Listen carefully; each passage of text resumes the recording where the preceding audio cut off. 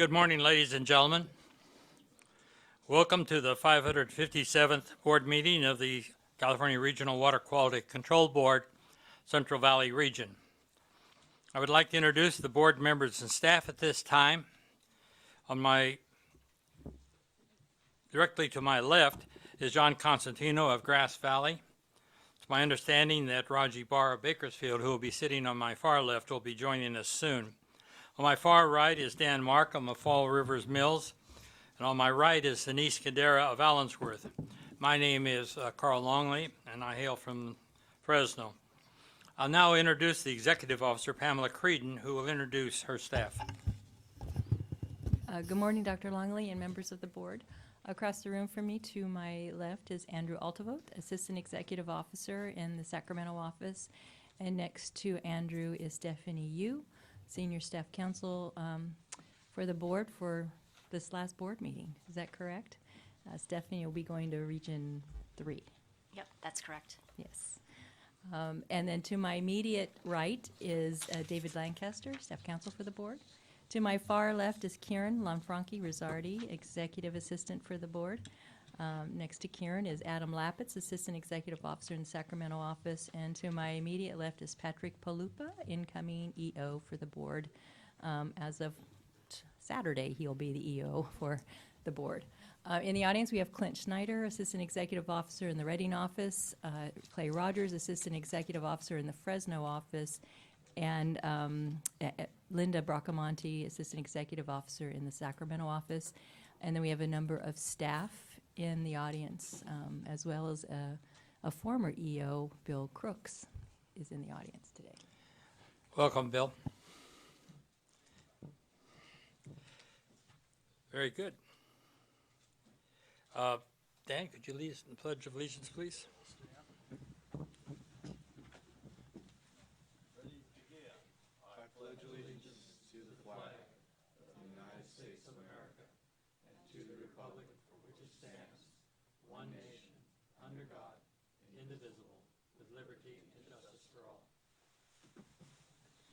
Thank you.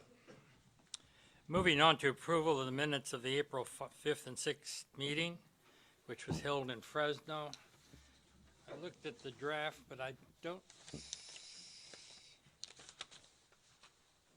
It must be up here with all these papers someplace. You got a copy of it? So you have it in front of you. Do I have a motion? I'll make the motion to approve of the minutes. Denise made the motion. Do I have a second? I'll second. Dan seconded. Call the roll, please. Dr. Markham? Aye. Mr. Costantino? I abstain. I wasn't there at the meeting. Ms. Cadara? Dr. Longley? Motion Yes. carries. Moving on to agenda item 2, in order to conduct our regional board meetings in a fair and efficient manner, we will be proceeding in accordance with the meeting procedures that have been provided with a summary agenda and are available here at the staff table and upon request, and are posted on the board's website and also summarized on the computer screens during our breaks. Any questions or comments regarding these procedures may be directed to Karen Lanfranchi-Rizzardi, our administrative assistant, who just stood over here at the staff table. Moving on to agenda item 3, board member communications. Do we have any board member communications? Yesterday, I received training and briefing on GeoTracker.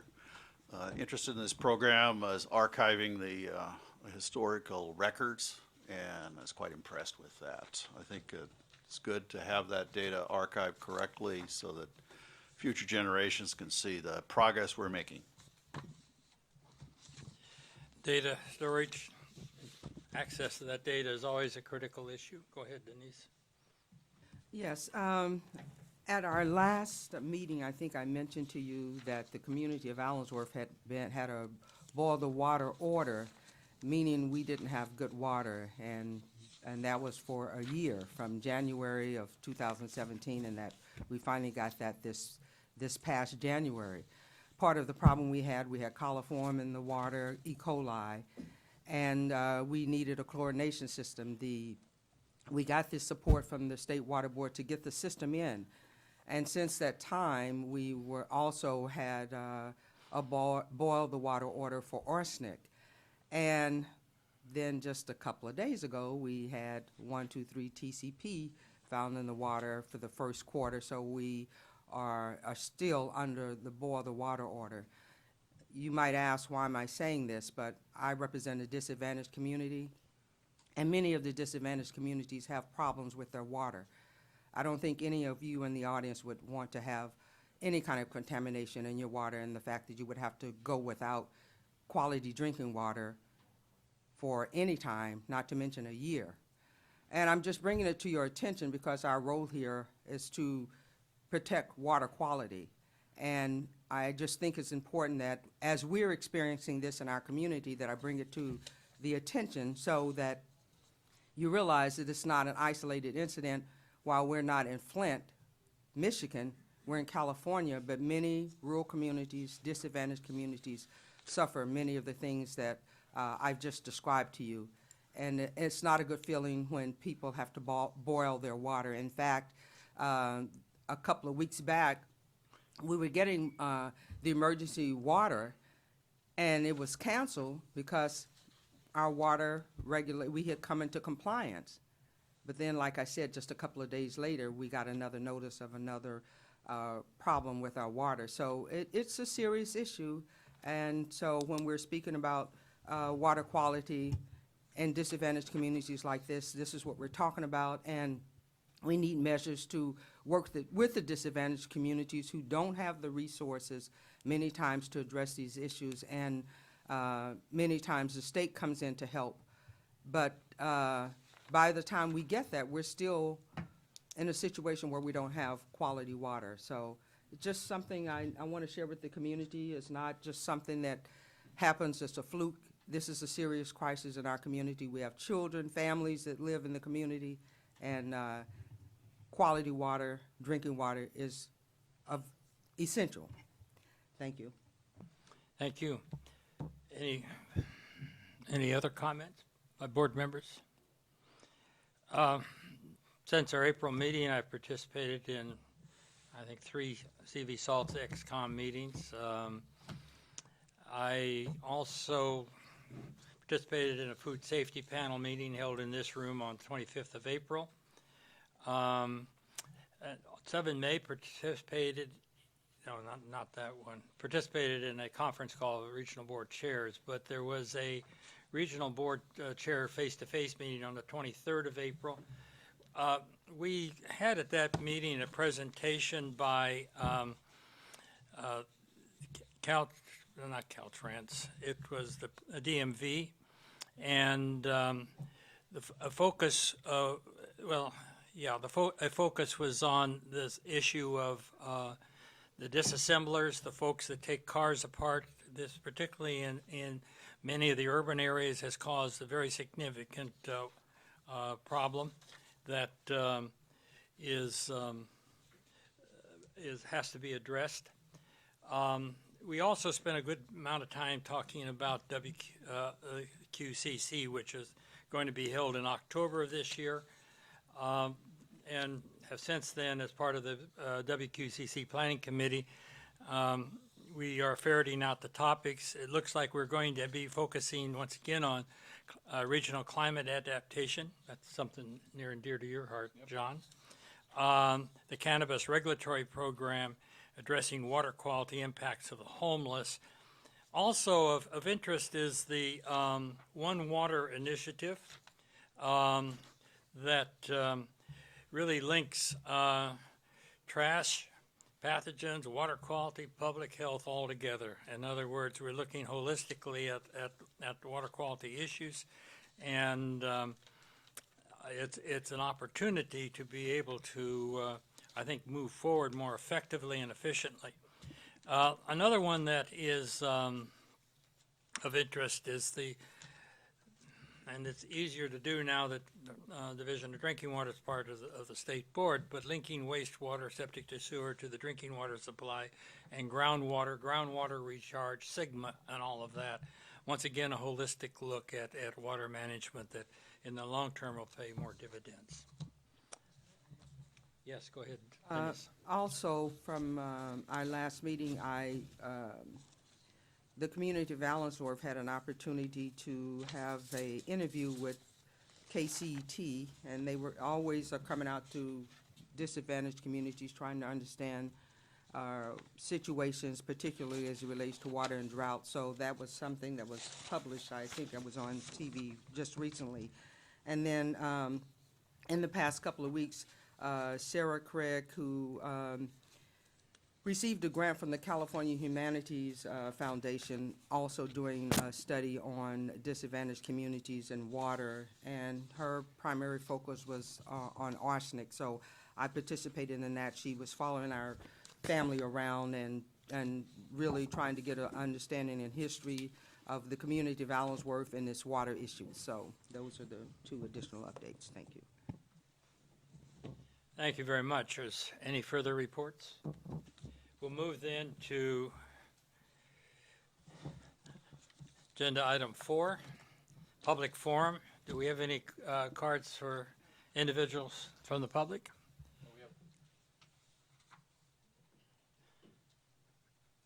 Mr. Garabedian.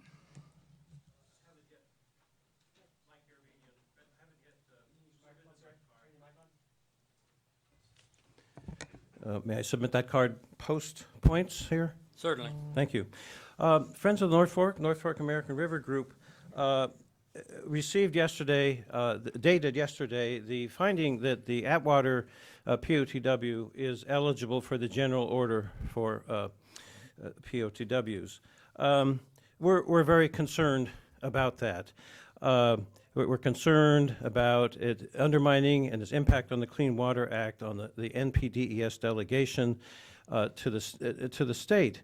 In particular, public involvement is a serious issue with that. Now, we notice it's a 1-2 process. Yesterday, the finding was made, and later on this agenda is the rescission, I believe, of the existing NPDES. This should not be a 1-2 process. This should be something where both are considered, and there was some comparison. There are no real findings. There's no substantial evidence in the finding at all, particularly, for instance, on industrial pretreatment. There's no indication that there's been an assessment of the investigations or audits have been done for that part of the program. Gallo points out in their comments that there's a problem with the wastewater coming out of that plant. So there are a number of reasons that what was done yesterday should not have been done, and we're seriously concerned about that and the direction of that and the bad precedent that will make for instance, Roseville and other POTWs in Placer County, where we are active, that will affect them, including the way the pretreatment program is also not being managed properly, so for instance, in Roseville. So we really regret that that was done and that there isn't a procedure to bring it before this board for hearing.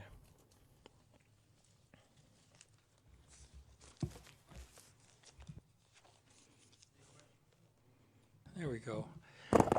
I have to learn how to work the equipment too. Any questions or comments by board members? Thank you, sir. Thank you.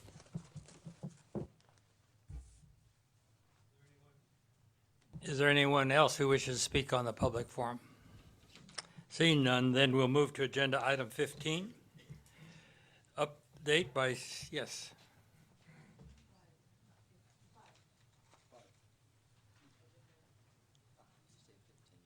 Did I say 15? Man, I'm trying to whip through this meeting, aren't I? I did start to say update by State Board Member Tam Dudick, so.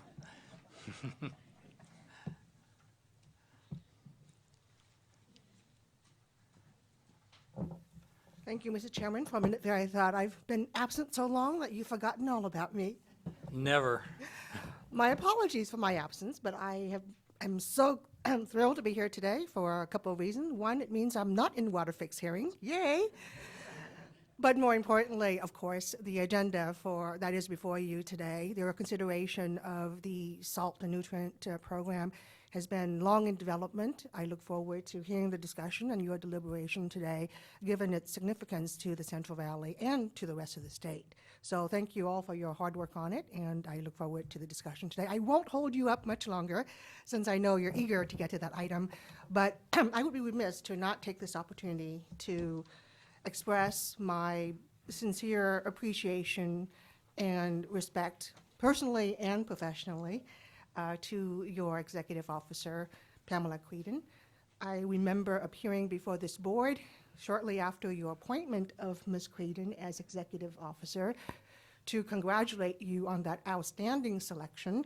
And thank you, Ms. Creedon, for proving me right.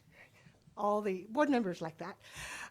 All the things that she have done while executive officers, all the programs, the changes, the initiatives that she's initiated, all the hard work that she's done, both with you, but also with all the stakeholders and with the state board and all the regional boards, have left a tremendous legacy. But I think the thing that I just wanted to highlight right now, which I'm sure you're all aware of, is the excellent caliber of the executive team she has put in place for you, including your incoming executive officer. The team is one that I think any organization would be proud of and would be envious of. And I think that is going to be her greatest legacy, and that's the one that I want to specifically thank her for on behalf of not just the regional board, the state board, but also the entire state. Thank you for your service. Thank you for your commitment, your dedication. I won't begrudge you leaving us, knowing how hard you've worked, and wanted to take this opportunity to express my thanks, but to also to send you best wishes on behalf of the State Water Board for for a happy retirement. Thank you so much, Pamela. You will be missed. Tam, before you go away, Tam spoke of, first of all, commented she was here because of the agenda today and was speaking about Pamela. January 30th, 2006, there was a joint meeting, State Board and Regional Board, Tam chairing the State Board.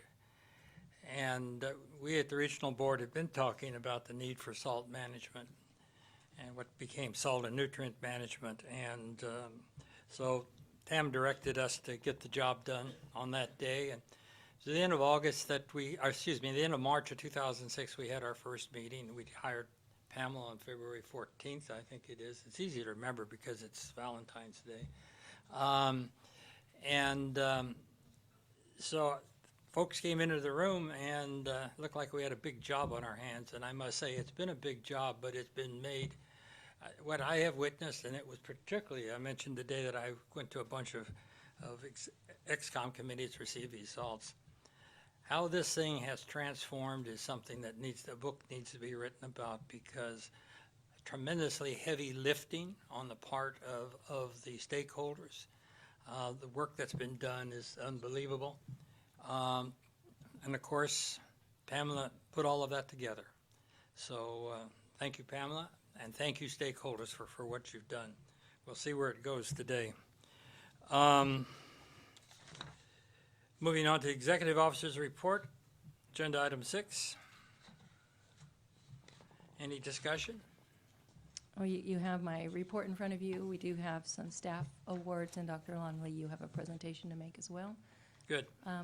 What order would you like me to take that in? Would you like staff report first, and then the staff awards first, and then recognition of Betty Yee? Let's do the staff awards first. Okay.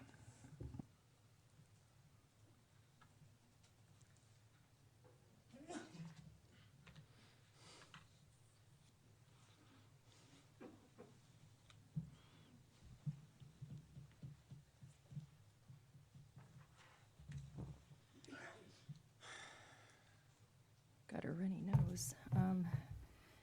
Karen was kind enough to do big print for me, so So this first award goes to Jeff Pyle from the Fresno office. So Jeff. Jeff has been an engineering geologist in the Fresno office for 12 years and has been a valuable asset to the non-15 waste discharge requirement unit.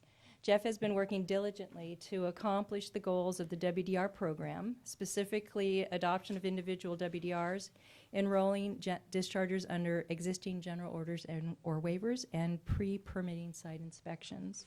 He recently, his recent work consisted of drafting 2 sets of WDRs for this meeting.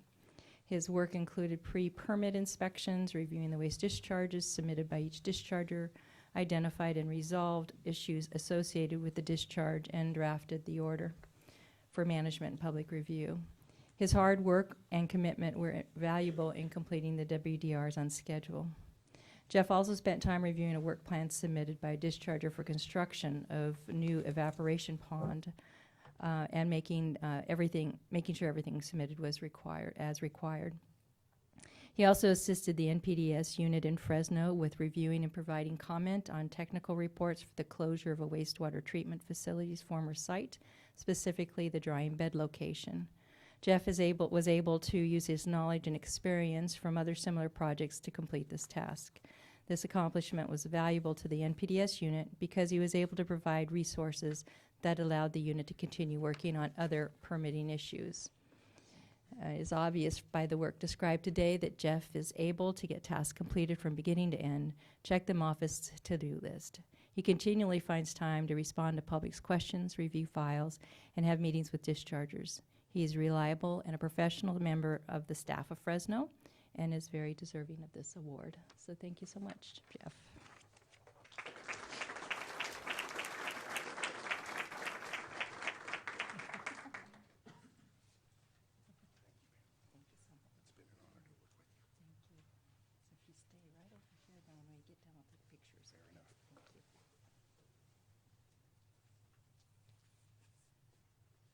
So the next award goes to Monique Gato. Guido? Monique, I apologize. Okay. Monique is an engineering geologist currently working in the Reading non-15 waste discharge requirement units and is being recognized for her outstanding work performance. Monique joined the Central Valley Water Board in July of 2015. And over the past 2.5 years has proven to be a valuable asset to the board. She manages approximately 66 facilities under both individual and general orders. You can stand right here. We don't bite. Contrary to what you've heard, we don't bite. Her duties within the unit cover both permitting and compliance enforcement activities. Additionally, Monique is also the county representative for Shasta and Modoc counties. As such, she is responsible for reviewing and responding to CEQA documents and complaints associated with activities within those counties. In the past year, Monique completed a permit renewal, 5 individual permit rescissions, 5 enrollments under the Small Domestic Wastewater General Order, 4 13-267 orders, 4 notices of violation, 4 reports of waste discharge reviews, 45 CEQA document reviews, responded to 13 complaints, and conducted 35 compliance and inspections, permitting compliance and complaint inspections throughout the year. In addition to this work, Monique has also made significant progress in working to convert 2 surface water discharge facilities to land discharges. Monique is a positive, punctual, consistent, well-organized, and detailed-oriented individual. Her knowledge, experience, attention to detail, excellent communication skills, and positive attitude are an asset to the Central Valley Water Board. She has earned the respect of both her colleagues and dischargers, and her contributions to the unit and the Central Valley are greatly appreciated. And for this and much more, she's being recognized. So thank you, Monique.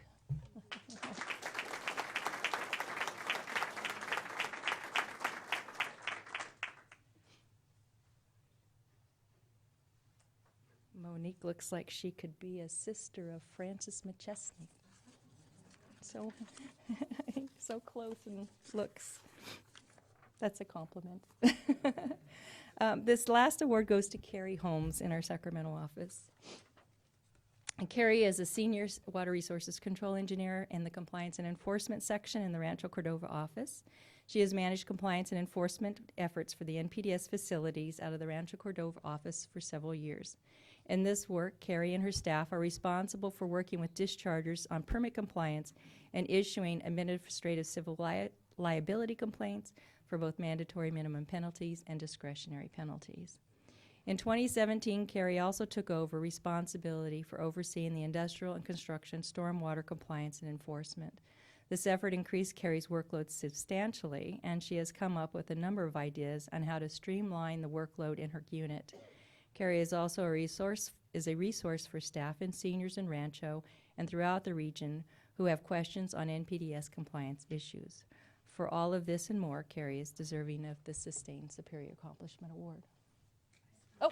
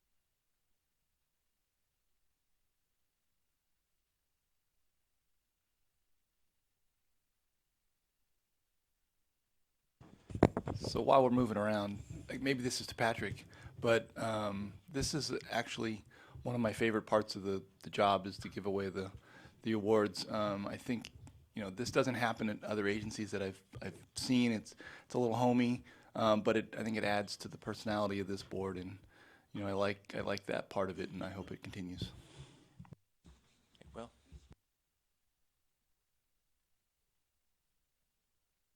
Would Betty Yee please come up to the lectern?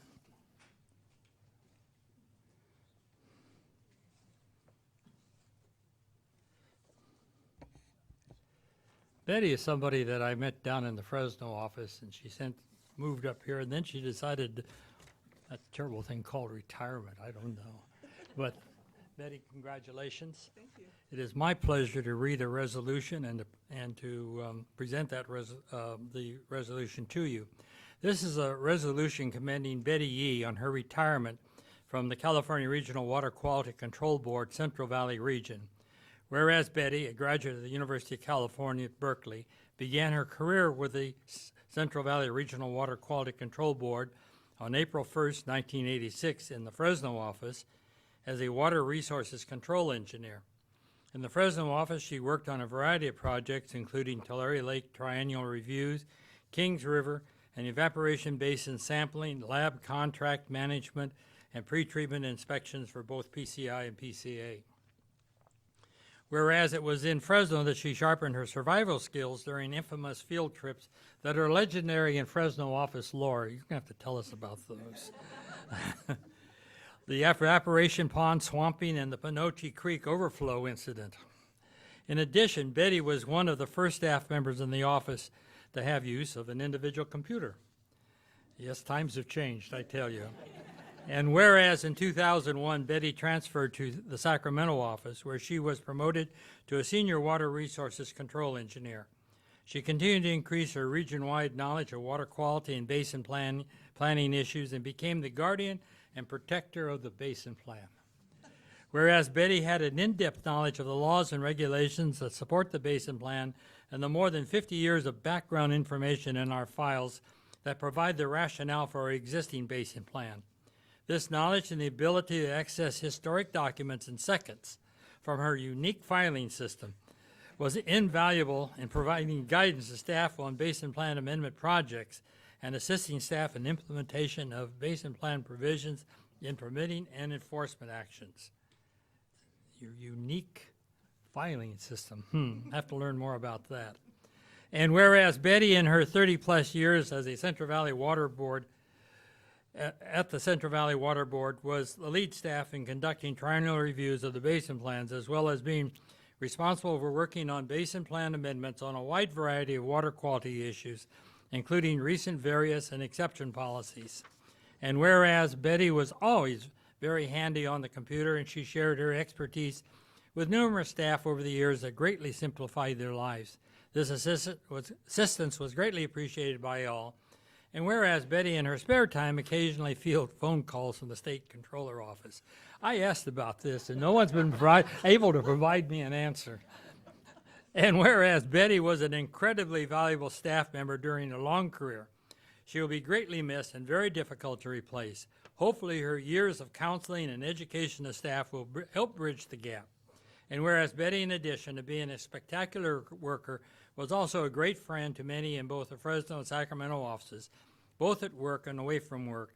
And whereas Betty, upon entering retirement, can pursue some personal goals, such as improving her Bay to Breakers time, finding the perfect wine, attending spring training games in Arizona to coax the Giants back to the World Series. Good luck on that.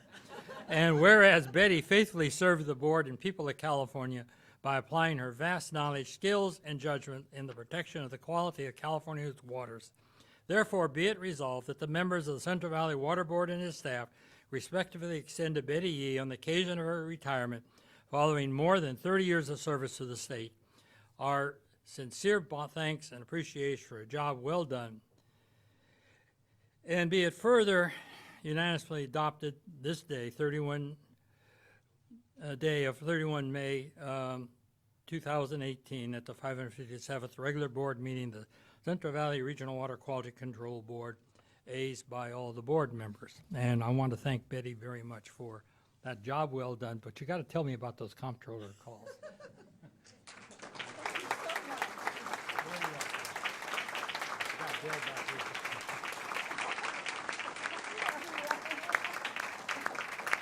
Time for pictures.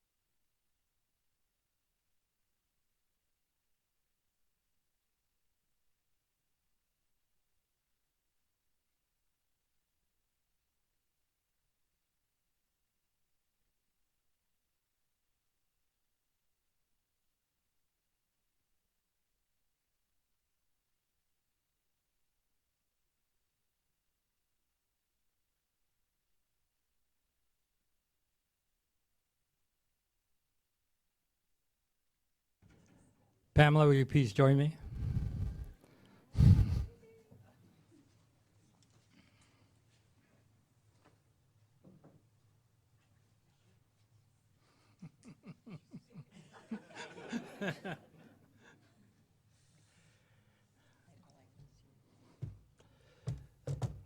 You'll get a laugh out of it.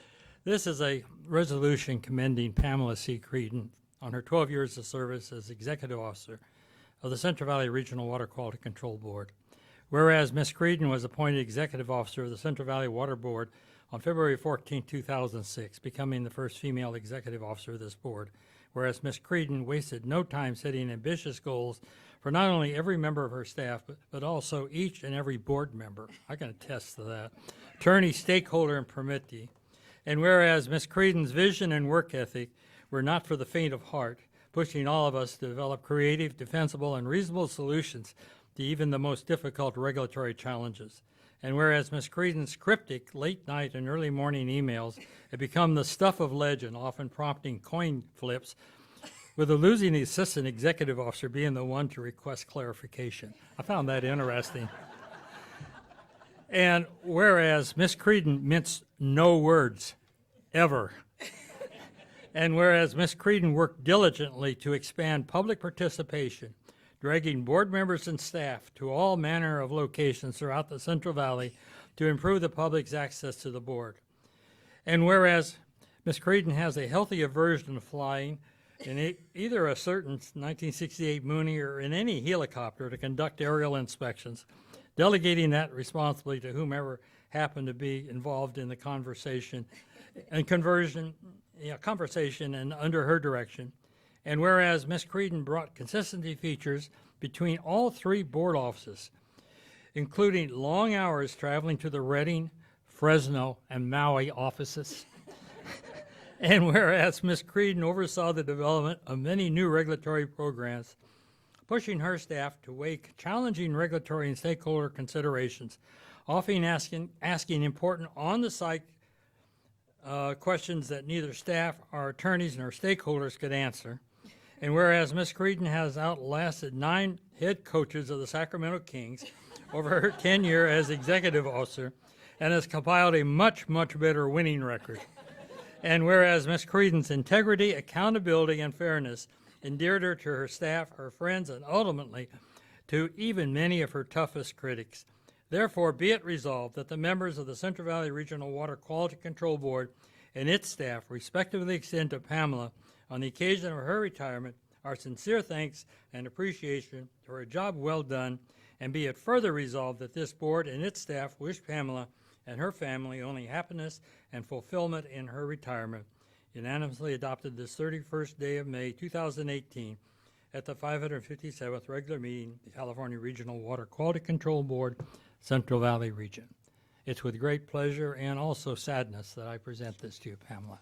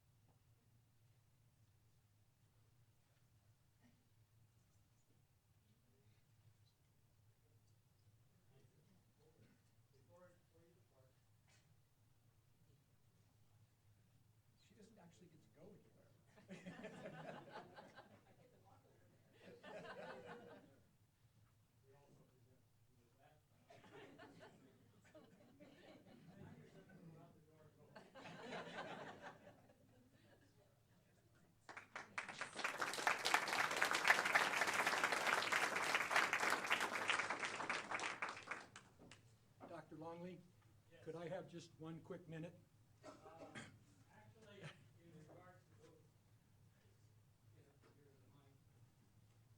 In regards to both Pamela and Betty Yee, we'll go back to public comments, and I know Bill wants to talk, Jose wants to talk. I don't know if there's anybody else. To those of you that have business with the board, I apologize. The only reason that caused me to get up here, after wiping away the tears from Betty, were that the resolution doesn't go far enough back. Because in the early years, we hired a young woman, Pamela Barksdale. You thought I forgot, didn't you? And we hired her because she was a competent engineer. She wore, I think she was 12. She wore boots when she came to work. She was a darn good engineer. Only later did we find out she worked so well with the public, and she followed what this board has told its staff for a long, long time. When you enforce regulations, you use the carrot. You don't use the stick. And the young woman, she knew that, she performed that, and when she left, a lot of us cried then, too, because we knew we lost a good person. But thank goodness she came back to the board, and she served this regional board and state board very well for a number of years. So thanks for your service, Pamela. Thank you, Bill.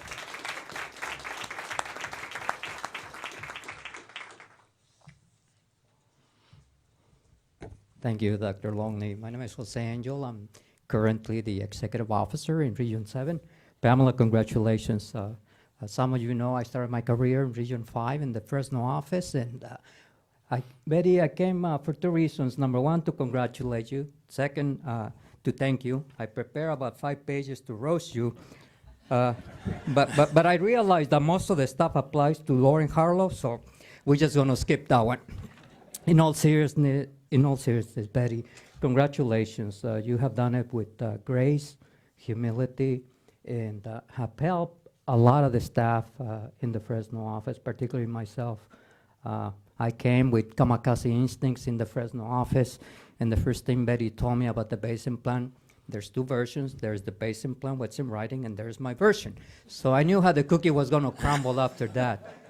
In all seriousness, Betty, I mean, you were inspirational to me. Whether it was a basin planning issue, audits, on pretreatment programs, you were always there to help me. And I'm sure you've done that, not just with me, but with a lot of people. Congratulations, and thank you.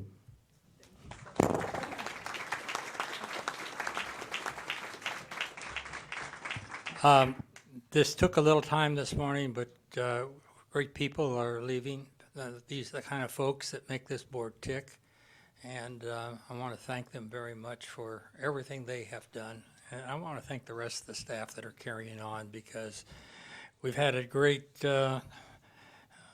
succession of folks to make this board work. I'm proud to be a member of this board. That's the reason I stick around so long. Someday they'll get rid of me. With that said, we'll move on to the next Dr. item. Longley, if I could just mention that Jose Angel is also retiring from state service. So just a congratulations to Jose on Right. his service as well. We will congratulate you too, Jose. Jose started as one of my students at Fresno State, so I've known Jose long before he came onto the board. With that said, we'll take a 5-minute break. Let's be back in here 5 to 10, and then we'll get started on, we'll do the uncontested calendar, and we'll move on to the basin plan.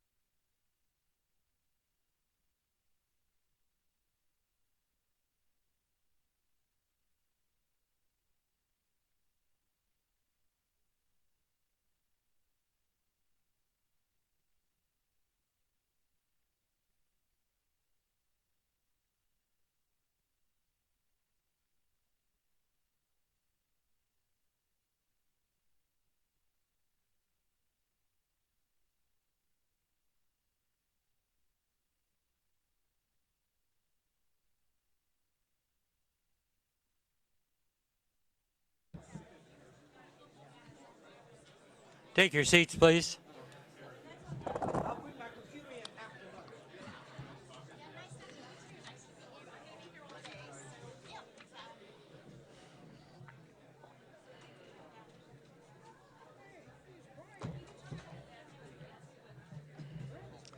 Moving to agenda item 7, the uncontested calendar.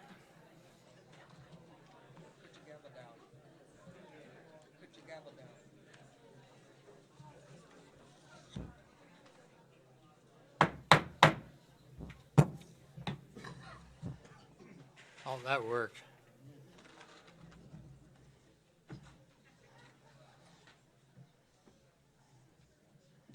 Thank you. This is the time and place for a public hearing to consider adoption of uncontested items 9 through 13 and items 19 and 20. Agenda item 19 and 20 were moved from the contested calendar scheduled for Friday to the uncontested calendar to be heard today. This includes the local area management plans, LAMPs, MPDS permits and enforcement, waste discharge requirements and enforcement, waste discharge requirements, MPDS permits, time schedule order, rescissions, change of name and ownership. Does anyone wish to discuss any of these items? You want to come forward, Mr. Garabedian? Yes, we had submitted a email that this should not be, this is a contested item, and then I've just submitted a card to that effect too, on the Atwater rescission of the NPDES permit, item, I think it's 12C. That's the item that should be taken off the consent or the uncontested calendar. What's the procedure next, assuming it is? Mr. Palupa? Mr. Garabedian, your comments were opposition to enrolling the City of Atwater under the general order, correct?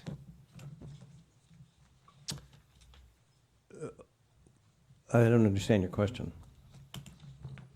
What was your comment? We've made a request, like I'm just here not sure why you're bringing that up. Is there some reason? Because we submitted a request that this be taken off. I'm doing it now. I submitted a card that this be taken off the uncontested calendar.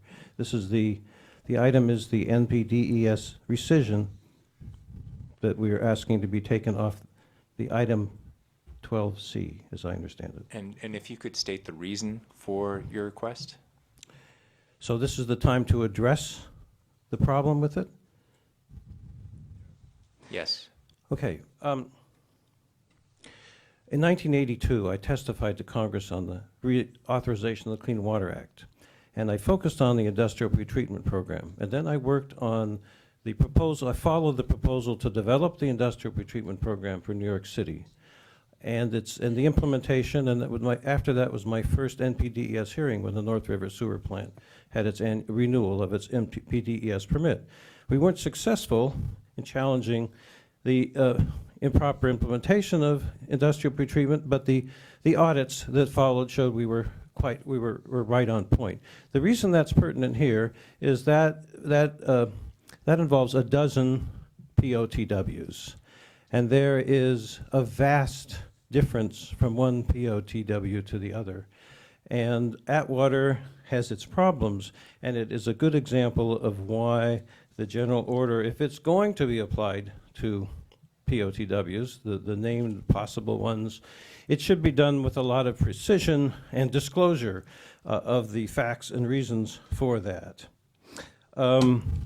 So that's the first problem, is that this general order should not be applied. Now, industrial pretreatment is a good example. The key thing in terms of rescission of the NPDES permit is that there has not been a comparison. You know, that permit was established pursuant to a renewal and whatever process took place there. It might have been a hearing, certainly there was notice and a draft. Now we are talking about eliminating, throwing out that NPDES permit. We are concerned about that as a precedent because we have a couple items on that. There are a couple items on that list in Placer, POTW is on that list in Placer County. So, and a key issue in those is the way that the pretreatment program is not being implemented properly. In effect, what's happening, for instance, in Roseville, where they don't pay attention to the pretreatment program, they just make sure they meet their WDRs and the discharge requirements, which means that the public, through the payment of their fees to run the sewer system, are Mr. paying for what the Garabedian. industries should discharge. Yes? Your time is up. Well, I want to address the Clean Water Act, the issues of the violation of the Clean Water Act that this rescission is, and the question of its suitability under the So- U.S. EPA delegation to this, to the state of California of the NPDES program and the Mr. Garabedian. industrial pretreatment program. If I could, the comments that you've made thus far are really about the general order that was adopted last August and the enrollment of the city of Atwater under that general order, which has already occurred. So the matter of rescinding the NPDES permit that really isn't the permit that regulates the facility anymore, your comments aren't really relevant to that. I do want to offer to sit down with you, and I know I've got the support of the board chair, to talk through the enforceability of that general order. I think we can, if we have a little bit more of a dialogue here, you can understand why the general order is just as enforceable and just as stringent as the individual orders that these facilities were enrolled under. But your comments here today are not really germane to the rescission of the NPDES permit. The facility has already been enrolled under the new order.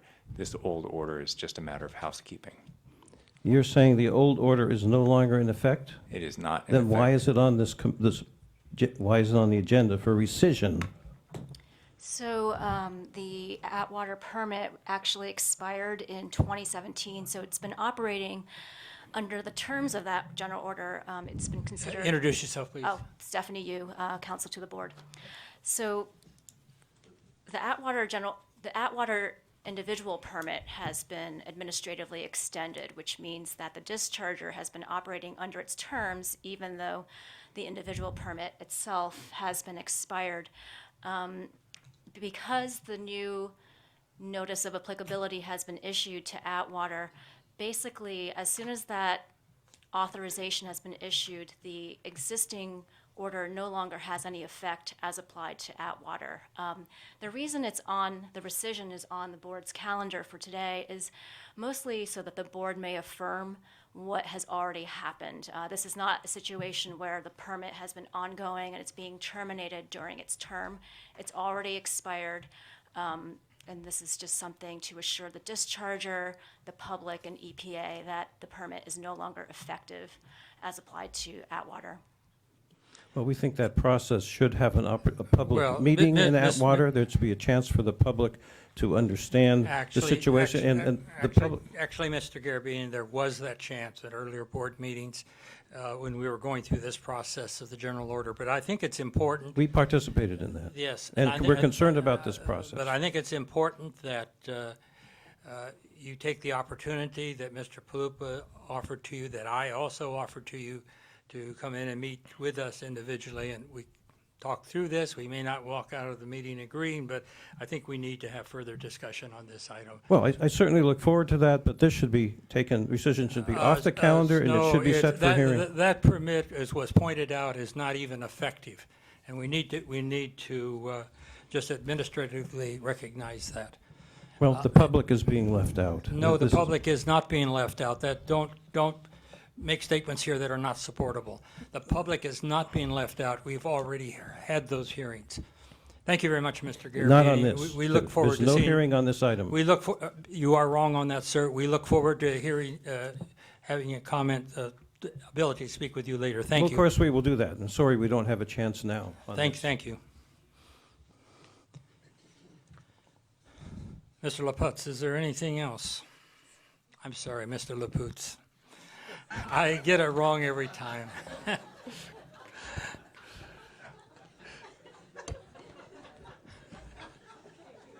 It's Lapitz.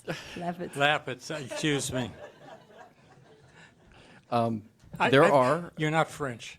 I'm not French. I got to remember that,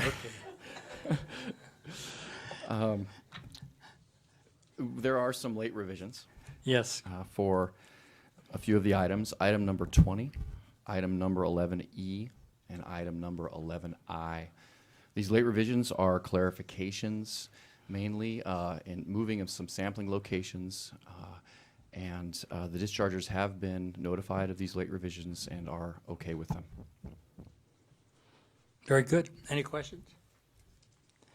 I have a card from Mr. Wheat. Do you wish to exercise your right to speak?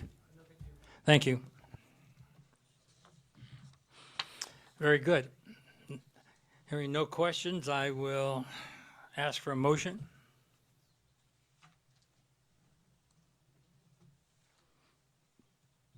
I move to adopt. Do I have a second? I will. I'll second. Dan moved, Denise seconded. Call the roll, please. Dr. Markham, Aye. Mr. Costantino, Aye. Ms. Cardara, Yes. Dr. Longley, Aye, motion carries. thank you. So I have just a comment that I would like to follow up with council probably on better understanding when on a consent item, if someone comes up and has an issue, what the procedure is and the justification for saying that it's not reasonable or it's out of the bounds or the scope or whatever. I just like to understand that a little better. We don't have to do it here, but. Absolutely. Okay, thank you.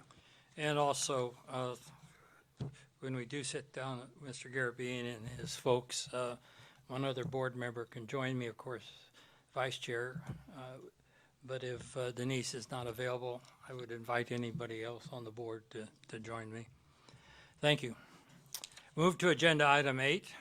This is an amendment to the basin plans to establish a region-wide salt and nitrate control program. This is a time and place for a hearing to receive oral comments and to consider a resolution amending the water quality control plans for the Sacramento, San Joaquin River, and Tulare Lake basins to establish a region-wide salt and nitrate control program. This hearing will be conducted in accordance with the notice of public hearing and the meeting procedures published with the meeting agenda. This time, testimony should be introduced on whether the proposed action should be taken. All persons expecting to testify, please stand at this time. Raise your right hand and take the following oath. Do you swear the testimony you're about to give is the truth? If so, answer I do. Thank you very much. Following the staff presentation, there will be presentations by the following. Central Valley Salinity Coalition, 20 minutes. The Environmental Justice Panel, 20 minutes. The Drinking Water Purveyor Panel, 20 minutes. I understand that we have another panel now. Bob Gore was telling me that they've worked out. We have two parties, SIPA and Valley Water Management Company, have asked for additional time, and the board chair, we granted them 5 minutes as opposed to 3 minutes Okay. apiece. And they're telling me for the two of them to talk would be 10 minutes, so That will work. that's there. Okay, after the panel presentations, interested persons may speak for 3 minutes each. Interested persons needing translation will be allowed 6 minutes. Timer will be used. Interested persons making the same comment should consolidate their messages and avoid repetitive discussion to allow all persons adequate time to comment. Please state your name, address, and affiliation before you speak. And does council have any legal issues at this time? No legal issues at this time. We'll now begin with the staff presentation. Good morning, Chair Longley, members of the board. My name's Jean Chilcott. I'm the Environmental Program Manager here in the Rancho Cordova office, and I have taken the oath. Ann Littlejohn, Senior Environmental Scientist, and I will be providing the staff presentation on this item, which is consideration of proposed basin plan amendments for incorporating a salt and nitrate control program into the water quality control program into the water quality control plans for the Sacramento and San Joaquin River Basin and the Tulare Lake Basin. We're not here alone. In fact, I would like to ask the audience to raise their hand if they've been participating in this executive committee process, in the CV Salts process. There you go. So I just wanted to let you know, and also let them know, that we may be calling on one or more of them if the occasion arises and you have additional technical questions or want some additional clarification on policies. We have ample support for this item. So again, the purpose is to consider the adoption of the Central Valley-wide Salt and Nitrate Control Program. This is an environmentally and economically sustainable future. That's what the framework is based on. We use the CV Salts Initiative Salt and Nitrate Management Plan as the basis, as the foundation. And this plan modifies both of our basin plans. It adds management strategies and also supporting policies. What it does not do is modify the Bay Delta plan or existing regulation and processes with that plan. So our public hearing format, you heard Dr. Longley say we're going to start out with an overview. Then we're really going to focus on the proposed amendments and specifically looking at changes since the workshop that we had in January. We're also going to be looking at revisions of the staff report that was developed after January and released in March. We received many written comments, so we'll be discussing some of those comments. We will have the panel discussions, public discussions, and then we will ask the board to consider adoption of the proposed amendments with any approved late revisions. So let's start with the program overview. I'm not going to go into this pyramid slide in detail. I just want you to be very clear that there's a lot of foundation to what we're proposing today. We have several scientific studies. We've looked at implementation alternatives. We've developed basin plan case studies to get to the supporting studies and the supporting policies and the salt and nitrate management plan, and then convert that into a control program. This has been a stakeholder-driven process, as you can see from the hands behind me earlier. It was initiated in 2006. We've had over 154 executive policy meetings. That doesn't count all the technical meetings and additional outreach opportunities that have been taken. We've had the agency oversight, public input at board hearings, at state board updates, and we've always made all the material available. What we're trying to do with this plan and what we framed it to do is both ensure safe drinking water and sustain the agricultural economy. These basin plan amendments are to ensure replacement drinking water where there are impacts from nitrate, provide alternatives to how the board regulates nitrates and salts, specifically in areas where we have elevated concentrations and we have modern farming practices.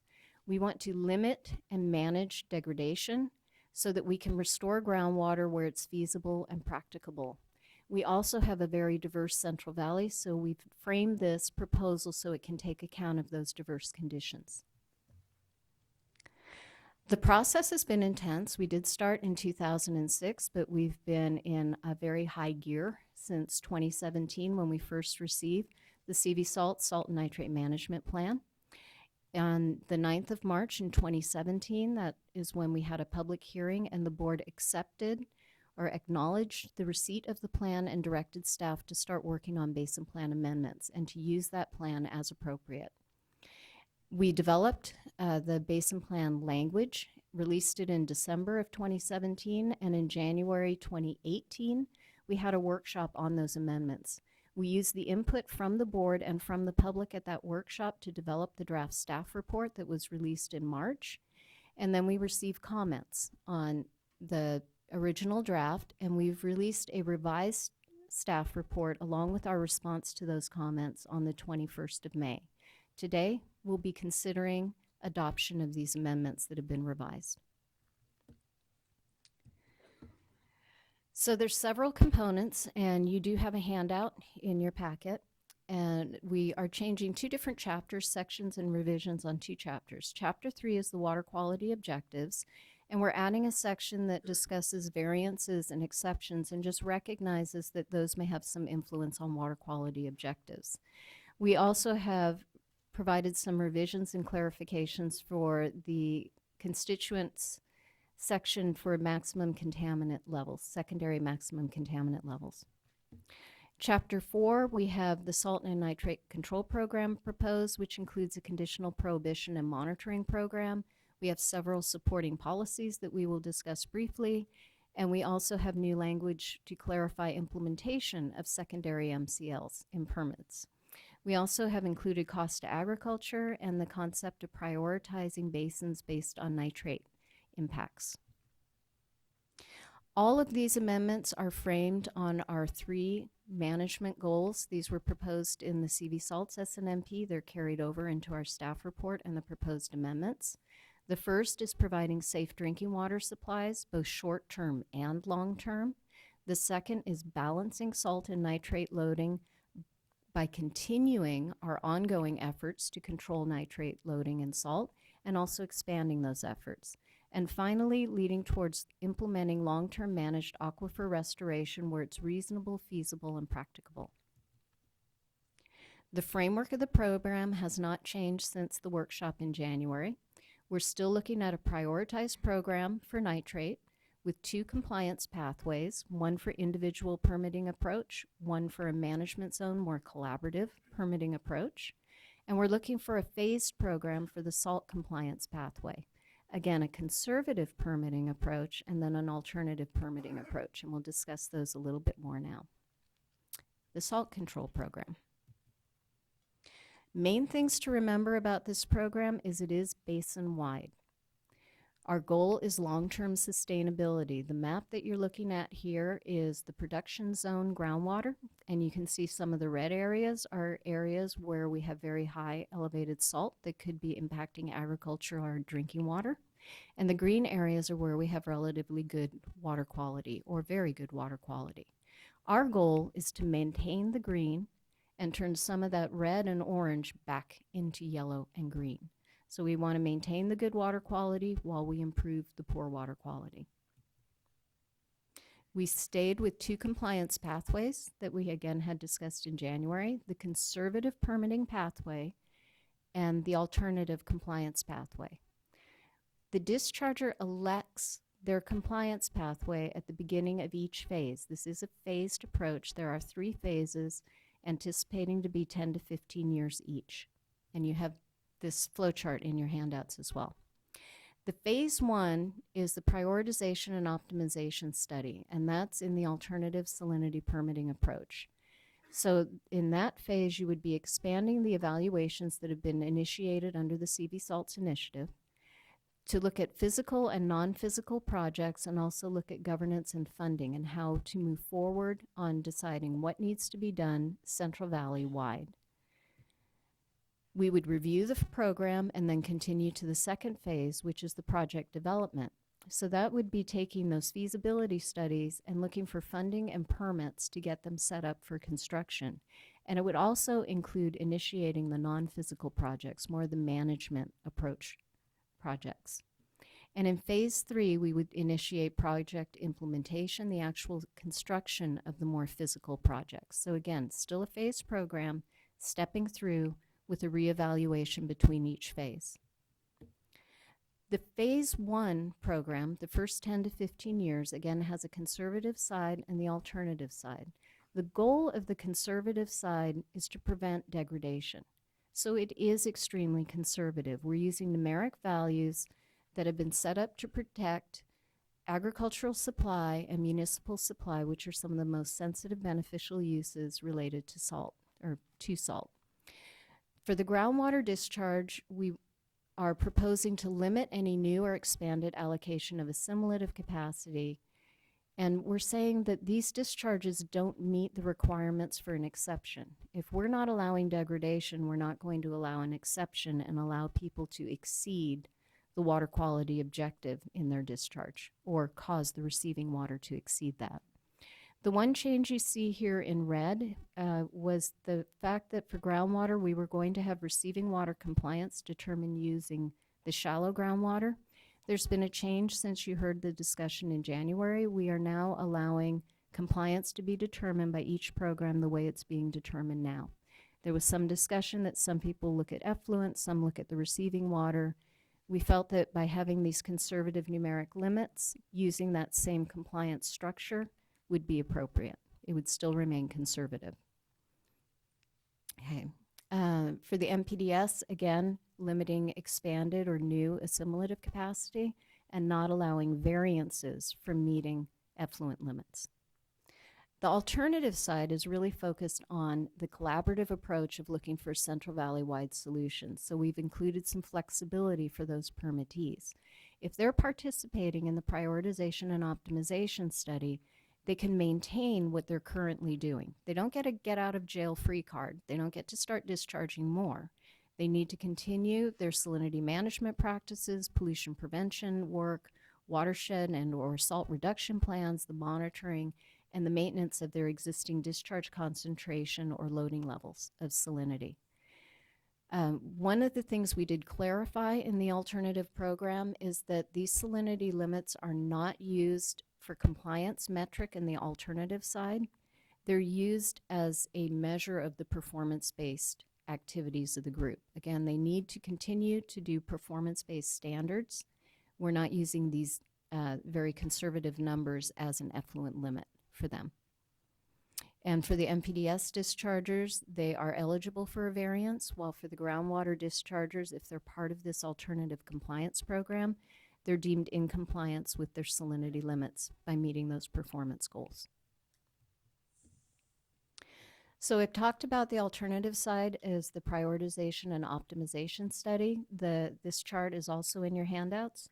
There are key milestones that are being adopted into the basin plan. They include development of a work plan and a governance structure and the funding to actually move forward with the project.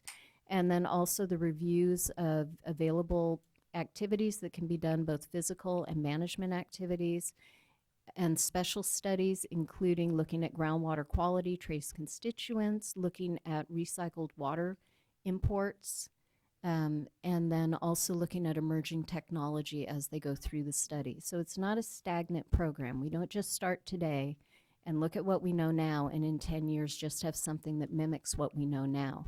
This is an adaptive program, and it is going to be looking at new technology and different management strategies as they're developed. There will be progress reports in years 1, 5, and 10 so that the board will stay informed of what's going on and be able to judge if these milestones are being met. The participation would obviously be permitted discharges of salt, both surface and groundwater, but we would also are encouraging, and we have amendment language recommendations to other agencies, that any entities that benefit from the import or export of Central Valley water should also be participating in this study. The management of the project will be a third-party entity. It's not going to be run by staff. These will be the group that decides the required level of commitment from other permittees. So it'll be the permittees working together to determine the solution and move forward on an overall strategy and the types of projects that need to be accepted.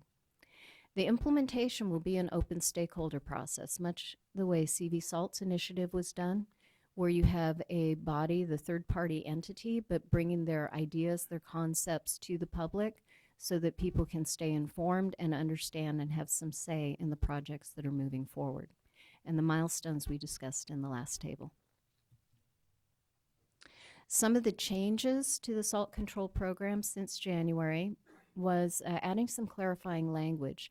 There was concern from some of the dischargers that they may not have recent data on electrical conductivity or TDS, or they may have very limited data. So they wanted some clarity that they could use historic or representative data to do the initial assessment and make a determination whether or not they can meet numeric limits, the conservative limits, and help them decide which pathway to go under.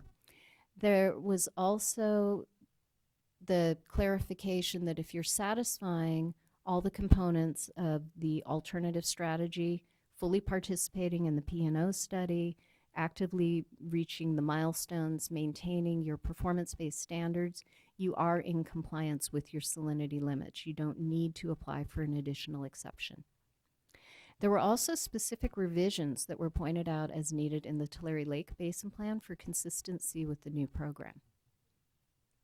And primarily it was in Chapter 4, the implementation. There were a series of limits set on effluent that included limits for electrical conductivity, chloride, and boron, and the limits were to protect the groundwater.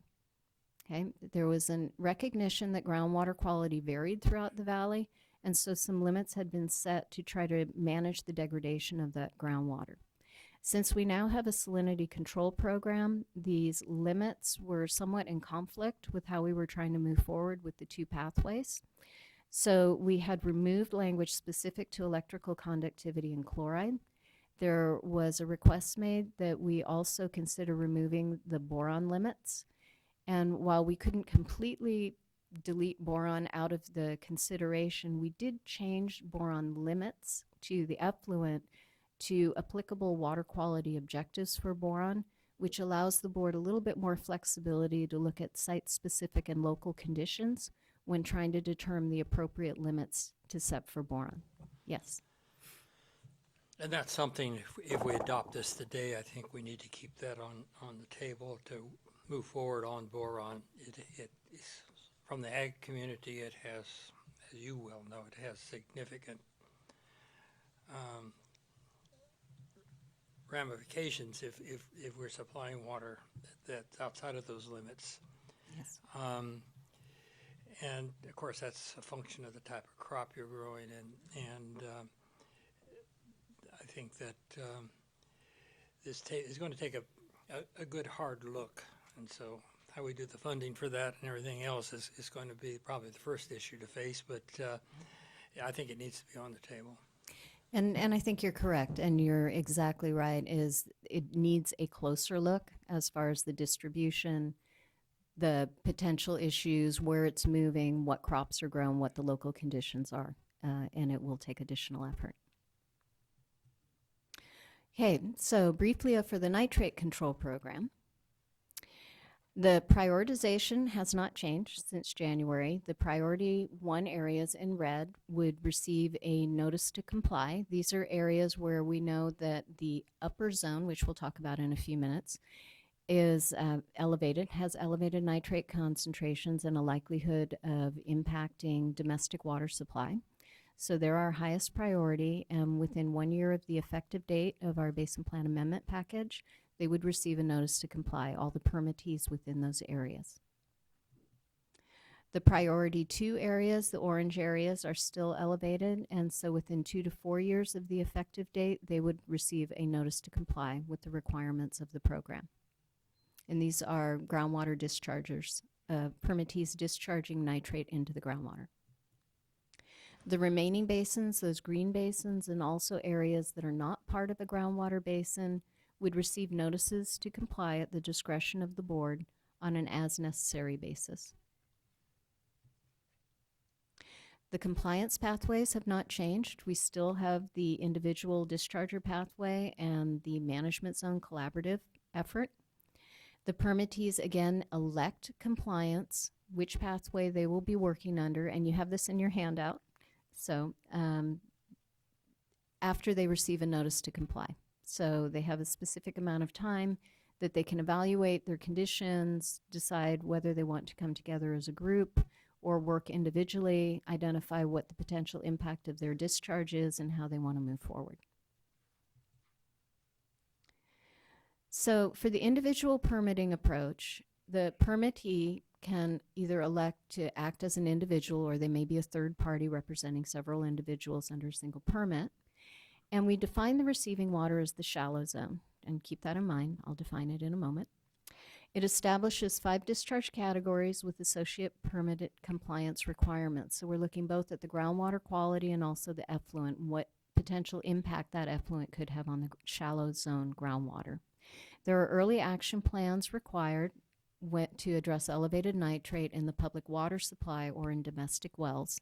So they have to evaluate if they're causing an impact with their zone of contribution. And If they are requesting a assimilative capacity above a trigger, and in this program, the trigger is 75% of the water quality objective for nitrate, which in this case happens to be 7.5. Or an exception because they're in an area where the nitrate is already exceeding the water quality objective and they're going to be continuing to exceed that objective with their discharge, they need to develop an alternative compliance project, which I'll discuss in a moment. But it's essentially a project that is conditioned that they can receive this assimilative capacity or the exception if certain conditions are met. Under Path B, participation in a management zone, the more collaborative process, the permittees work collectively with other permittees and also other entities within a zone to develop a boundary, and they can determine the available assimilative capacity in the upper zone, which I'll define. They also would be required to develop an early action plan. The early action plan is to provide safe drinking water supplies to people within their area that have impacted groundwater drinking water from nitrate. And they also have other deliverables. They have a series of deliverables, which is a preliminary management zone proposal, the final proposal, and then an implementation plan, what they'll actually be doing. And those are on different timelines. So I mentioned upper zone and shallow zone a couple of times. This figure is in your handouts. The upper zone represents the area that domestic well users are drawing from. You can see it, if I can get an arrow to work here on this side. So this would be the upper zone. It's kind of the upper portion of the aquifer because usually domestic well users are drawing from a shallower area in the aquifer. The shallow zone brings that down to an even smaller group, the upper 10% of that area. And this would be the zone that would go under the individual pathway. It's more conservative. So it's really trying to limit and manage any degradation that might be caused by an individual. If you're working in the management zone area, you can use that full upper zone to calculate potential assimilative capacity. Question, what is the depth of the shallow zone? The depth of the shallow zone is down to like the 10% shallowest of the wells that are domestic wells. I think Board Member Kadara means in feet generally across the valley. Well, it's in feet, but I have no idea. It's going to be different in every area. You can have groundwater near the surface all the way down to 200 feet, so Right. down below that would be the upper 10%. I should point out that one of the things unique on this map, because we have it covering about a third of the Central Valley, is the Corcoran clay, which is impermeable. So where we have the Corcoran clay, when we're looking at the shallow zone or the upper zone or even the production zone, which is where most use of groundwater occurs, we draw a line at that Corcoran clay because we know that the salt and nitrate tends not to go below that. So we want to make sure that we're capturing kind of the most conservative area that could be impacted. Now, I mentioned early action plans a few times. Again, the whole concept with an early action plan is to get safe drinking water supply to those groups that have been impacted by nitrate and they have no other recourse. There's no other source of water supply for them. And it's to get everybody who's contributing to that issue to work together to try to come up with a solution. And one of the groups we want coming up with that solution are the actual people that are affected. So any early action plan has 4 critical components. They need an identification and outreach component to ensure that the affected residents can help develop the solutions that are being proposed for them. They need coordination both within themselves as permittees, but also with non-permittees, including those communities, the domestic well users, and other local agencies, the counties, groundwater sustainability agencies under SGMA, other groups that need to be involved. They also have to have a funding plan. You know, they can have all the ideas in the world, but if they can't fund it and they can't get the water out to people, it's not going to be very useful. So that has to be solid. And a schedule. We need an implementation schedule that's short as practicable. You know, going out and saying, well, we're going to do this tomorrow may not be reasonable. They may need to prioritize and have a reasonable schedule to bring safe water to everybody within their zone of contribution or within their management zone boundary. So let's talk just a little bit about the management zones, some of the highlights. Again, I mentioned that there were 3 different plans that come in. The first plan, the preliminary management zone, is due either 270 days after they receive a notice to comply, which it would be the high priority, priority 1 areas, or within 1 year if they're in the second priority area. They have to identify the other people that are going to join the management zone and their outreach in trying to get a hold of those people, summarize the current efforts, identify the process they use to try to identify and collaborate with the affected communities and residents and provide opportunities for them to really engage in the development of this early action plan. And they have to submit an early action plan. So within 270 days of receiving a notice to comply for that high priority zone, we'll have an early action plan. As long as the board does not disapprove that plan, the group proposing the management zone needs to start initiation in 60 days. So they need to start moving towards getting safe drinking water to those impacted groups, communities, domestic users, 60 days after they've come up with the plan and submitted it. 180 days after we've received the preliminary plan, we're expecting a final management zone proposal, which finalizes the group that was going to be participating, the boundaries, and determines whether they're requesting assimilative capacity to continue discharging or if they need to request an exception. It will identify all the interaction they've had with other entities or attempted interaction and who's been coordinated with. And it's also going to document how successful they've been in implementing the early action plan that was already submitted. And then less than 6 months, no later than 6 months after receiving that plan, we get the final management zone implementation plan. This one's the critical plan. This one's going to document their collaboration with all the communities within their boundaries. It's going to provide all the information necessary to either request that allocation of assimilative capacity or an exception for meeting the nitrate objective. One of the things I want to point out is that this management zone implementation plan is the equivalent of what I've been saying as an alternate compliance project. It's justifying why they should get that assimilative capacity or the exception. It has to be adopted by the regional board as part of their waste discharge requirements, so it will be enforceable. So and I just said this, the alternative compliance project is needed, again, for the allocation of assimilative capacity above the trigger or for the use of exception for meeting a water quality objective. What it's really providing to the group is the ability to continue discharging while they're working towards a long-term water quality improvement. This isn't just to allow them to keep discharging. They need to be working towards improvements. There are several requirements in any alternative compliance project, which again, this management zone implementation plan is. They have to identify the impacted wells within their area, within their zone of contribution.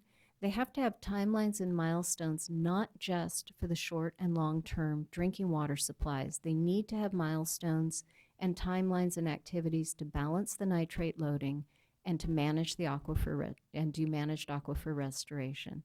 They have to document the collaboration, that they haven't done this in a bubble, that they've really done some outreach. They have to have a funding plan in place. They need to have a monitoring program identified so that they can look at the ongoing water quality characterization of the area. It can be using existing programs. There's nothing wrong with that, but they have to identify what they're going to be doing, and they need to have identified the responsibilities for each of the participants in their program. Those are required in the amendment language. We also have additional guidelines in Appendix H of the report. So now approval process for this, there's a lot of information in here. Both Path A, the individuals that do an alternative compliance project, or Path B, the group that's collaboratively working under a management zone implementation plan, have to meet all those minimum requirements. You know, in summary, they need milestones to meet the 3 overarching goals, and it has to be vetted with local communities and stakeholders. In Path A, the alternative compliance project is provided with their notice of intent, the fact that they're going to be looking for an individual permit. And then the board incorporates their proposal into a waste discharge requirement through the public process, which includes the public review, the comment, and the hearing. The approval process for a management zone implementation plan really has 3 stages for vetting: the preliminary, the final, and the management zone implementation plan. The board staff collaborates on all of them. The community is engaged. There's a 30-day public review period. And then there's a board review process. Once you get to the implementation plan, you have a public process and it's incorporated into orders so it's enforceable. So again, these aren't just pieces of paper. They actually go into the orders and they're enforceable. So there have been a couple of modifications, 3 main ones since January. The first one is this clarification in the plan that a complete management zone implementation plan meets the requirements of an exception. And that's because of all the requirements within the components that have to be part of the plan, and also that public vetting and the staff engagement and the public process. So we feel that if all those pieces are satisfied, it's essentially satisfied the exception criteria. For Path A individuals, one of the discussions that we had in January was this concept of the shallow groundwater zone, because that's what's used for compliance. Again, that upper 10% of the domestic well use, upper 10% depth of the domestic well use. The current proposal has 3 different options. The first is to use the information that was already gathered through the CV Salts initiative, which has mapped and has groundwater quality and has modeled that area of the groundwater zone. The second is to allow the use of that information and augment it with new site-specific data. And the third is a Central Valley Water Board approved equivalent alternative, where they may have some information and they may have new models and have come up with a new way of evaluating what the assimilative capacity is and the ambient conditions of that shallow zone are. The third modification has to do with the reprioritizations of basins, subbasins, and areas. I'll talk about that a little bit more. One of the things that we found, now we had to prioritize. So we have the 3 major priorities, and those are grouped based on these subbasins. But if you look a little bit closer at those subbasins, you can see, for instance, this is this orange basin right up here. I can't read it. I think it's East San Joaquin. When you look closer at it, you can see there's some very high areas, there's some green areas. It may be that in some cases, communities might request that they're at a higher priority if they're in one of the red areas. Or you may have some of the dischargers in a green area say, you know, we need to defer being in this priority zone because there really isn't a nitrate problem in this area. The board has the discretion to make those determinations, either to issue a notice to comply sooner or to defer a notice to comply.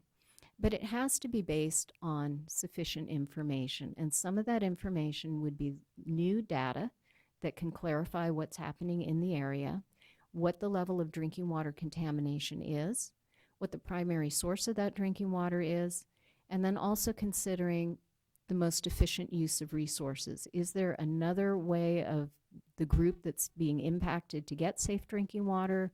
Is it a really high priority? Are they just isolated, and do they need additional help? So there are several factors the board can consider, but they do have the discretion to move in one direction or the other. Jeannie, sorry, when you, just to be clear, when you say the board, and on the last slide, water board approval, is this delegated to executive officer approval, or are these coming back before the board? These particular ones would come back before the board. Okay. All right, so just in summary, and again, these are in your flow charts because are in your handouts, because there's a lot of information on this. That's not correct. It's the prioritization. The deferrals would not come in front of the board. Oh, okay, thank you. So only if we're prioritizing. The request can be considered by the executive officer without a formal basin plan amendment. Okay. All right, Well, sorry, I well, apologize. It depends if really, I would hope, on how controversial it is. And if this is something that the board wants brought in front of it, then we would hear it. But if it's not controversial, if it's routine, it would be made at the executive officer, decision be made at the executive officer level. Absolutely, absolutely. But I think in terms of what the map looks like and what the prioritization is, that's solidified in what we're doing today. There is some discretion to elevate certain subsets of that higher or lower, depending on requests. And those requests could come to the executive officer. And then if they are controversial, then they could come in front of the board. Certainly, but as we get into this, you look at that map, it's so speckled, I suspect this is going to become pretty routine as we go down the road. I think I would emphasize that this is largely, that the prioritization that you see in front of you right now is largely based on an efficient use of staff resources to target the worst areas. Right. And so it's not that we're not going to get to all the areas eventually. It's really just where the prioritization is. So I think there is some interest in trying to do this as efficiently as possible and not get bogged down in whether you're required to submit something in 270 days or 1 year, which is really what some of the most important triggers could be. I mean, it's well under, if you spend a lot of time trying to reallocate your prioritization, the next thing you know, you're hitting that second target date anyhow. Right. Thank you. There was one thing I also forgot. In the Basin Plan Amendment, it does say we will review these prioritizations no later than 2024. So there will certainly be a board item at that time to really take a look at whether or not we made the right decision and where we are on the process. Okay, so for the nitrate and salt milestones, I just wanted to point out that there are quite a few different things going on. We have the notices to comply, we have the initial planning that goes on, we have those decisions about whether we need to update individual permits, we have to have the assessment information, we have preliminary management zone reports, management zone implementation plans. There's a lot of different activity going on for nitrate. For salt, we have the prioritization and optimization study for the first 10 years and then the next phasing of that study. And within the salt management zone, we have to release the notice of intent. We need to have a work plan developed, the funding, the governance structure, interim progress reports. There's a lot of activities going on. And one of the things that we had discussed at the last meeting is how we ensure that we get early action going on these. And what we had settled on and what we've continued to propose is a conditional prohibition. The way the conditional prohibition works, and nothing's really changed since the January workshop, is that any permittees that discharge salt or nitrate and are not regulated under the Irrigated Lands Regulatory Program receive this conditional prohibition of salt and nitrate discharges once they receive the notice of comply. That's what starts the conditional prohibition. Any discharge from that permittee of salt and nitrate would then be prohibited unless the permittee is implementing the salt and nitrate control program requirements. So doing their assessments, getting us the reports, responding, determining whether they're individual or a management zone. So they're actually moving forward. And it encompasses the development and implementation of the early action plan. That was what we were really trying to make sure, that we didn't have a delay on getting safe drinking water supplies to those groups that really needed it. The prohibition applies until their WDR waivers updated or amended.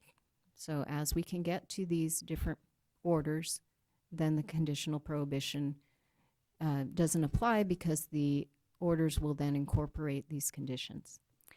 Now, the Irrigated Lands Regulatory Program is a little bit different, and we've had a lot of comment on why are we pulling the Irrigated Lands Program out and why don't we have other stakeholders identified. And some of that, and actually quite a bit of that, has to do with the fact that we're in the process of updating the Irrigated Lands orders now. And it makes sense to update those 14 orders and incorporate these requirements that, as you know, within a certain time period of the effective date of these amendments, these are the conditions that will apply to your order. And that way we have those orders updated. They're not under the conditional prohibition, but they're actually enforceable at the time they're updated. There's nothing in our proposed amendments that prevent the board from looking at any other general orders or any other individual orders early. We don't need to wait. If we have the resources, if we have the ability to do those types of activities, we will move forward on them. But right now, we're in the middle of this process. It makes sense to call them out. Hey, surveillance and monitoring program. We weren't able to talk about this in January, so this is a new amendment that came out in the staff report. There's 3 main goals. Obviously, one's to assess the progress of the overall program. We want statistically representative information on the ambient and the trend information of surface water and groundwater. Again, it's surface and groundwater for salt, groundwater for nitrate. And in the groundwater, we're looking at the upper, lower, and the production zones. We need to know what's going on in that shallower area where the domestic wells can be impacted. We need to know overall the production area. Are things improving? Are they getting worse? And we also look at the lower zone because we need to know if the material's moving down in the system. Is it just being displaced, or are we actually seeing an improvement? One of the key pieces is to maximize the use of existing monitoring programs. There's a lot of monitoring going on out there now. We don't want to overlay a brand new program on top of it. So we want to really use the pieces that we can out of the other ones, or the existing ones and upcoming ones. The general requirements is that there will be a lead entity that gathers, consolidates, and evaluates the data. Again, this is not staff doing the work. This will be the group together that is collectively moving forward on it. The first thing that they're required to do is develop a work plan and a quality assurance project plan within 2 years. Again, we have several monitoring programs coming up to speed now, so it makes sense to take some time to figure out how to best utilize that information, pull it together, and find out where the holes are. Then we have an assessment report every 5 years unless an alternative schedule is approved by the EO. And that may include having the 5-year assessment in some areas where we see changes occurring, and have less assessment or a longer term period between assessments where we are really seeing no changes. The permittees have to provide confirmation that they're supporting this program by the lead entity that's actually implementing the program. So they're not considered in compliance with the salt and nitrate control program unless they can show that in some way they are supporting the efforts under the surveillance and monitoring program.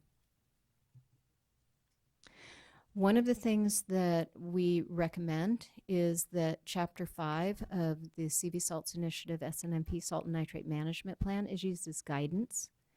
That plan identified potential responsible entities. It had a potential groundwater monitoring well network, or at least what to look at for those ground monitoring wells, governance and funding, how you would review the data, how you might revise the program, how you may do the statistics to do your analyses, and also a quality assurance project plan, the type of characteristics you might need to look for, the collection requirements, everything to make sure that the information we have is statistically representative. This chart that you see here is from Chapter 5, and it kind of explains how you would start out with your local programs and your regional and sub-regional programs and really utilize what's being done there before you start filling data gaps with additional monitoring. We're really trying to be smart with this program, and again, not just create another layer. There is also a section on recommendations to other agencies. One of the things that we've told you very frequently in our annual meetings is that all users of Central Valley waters are considered stakeholders in this process.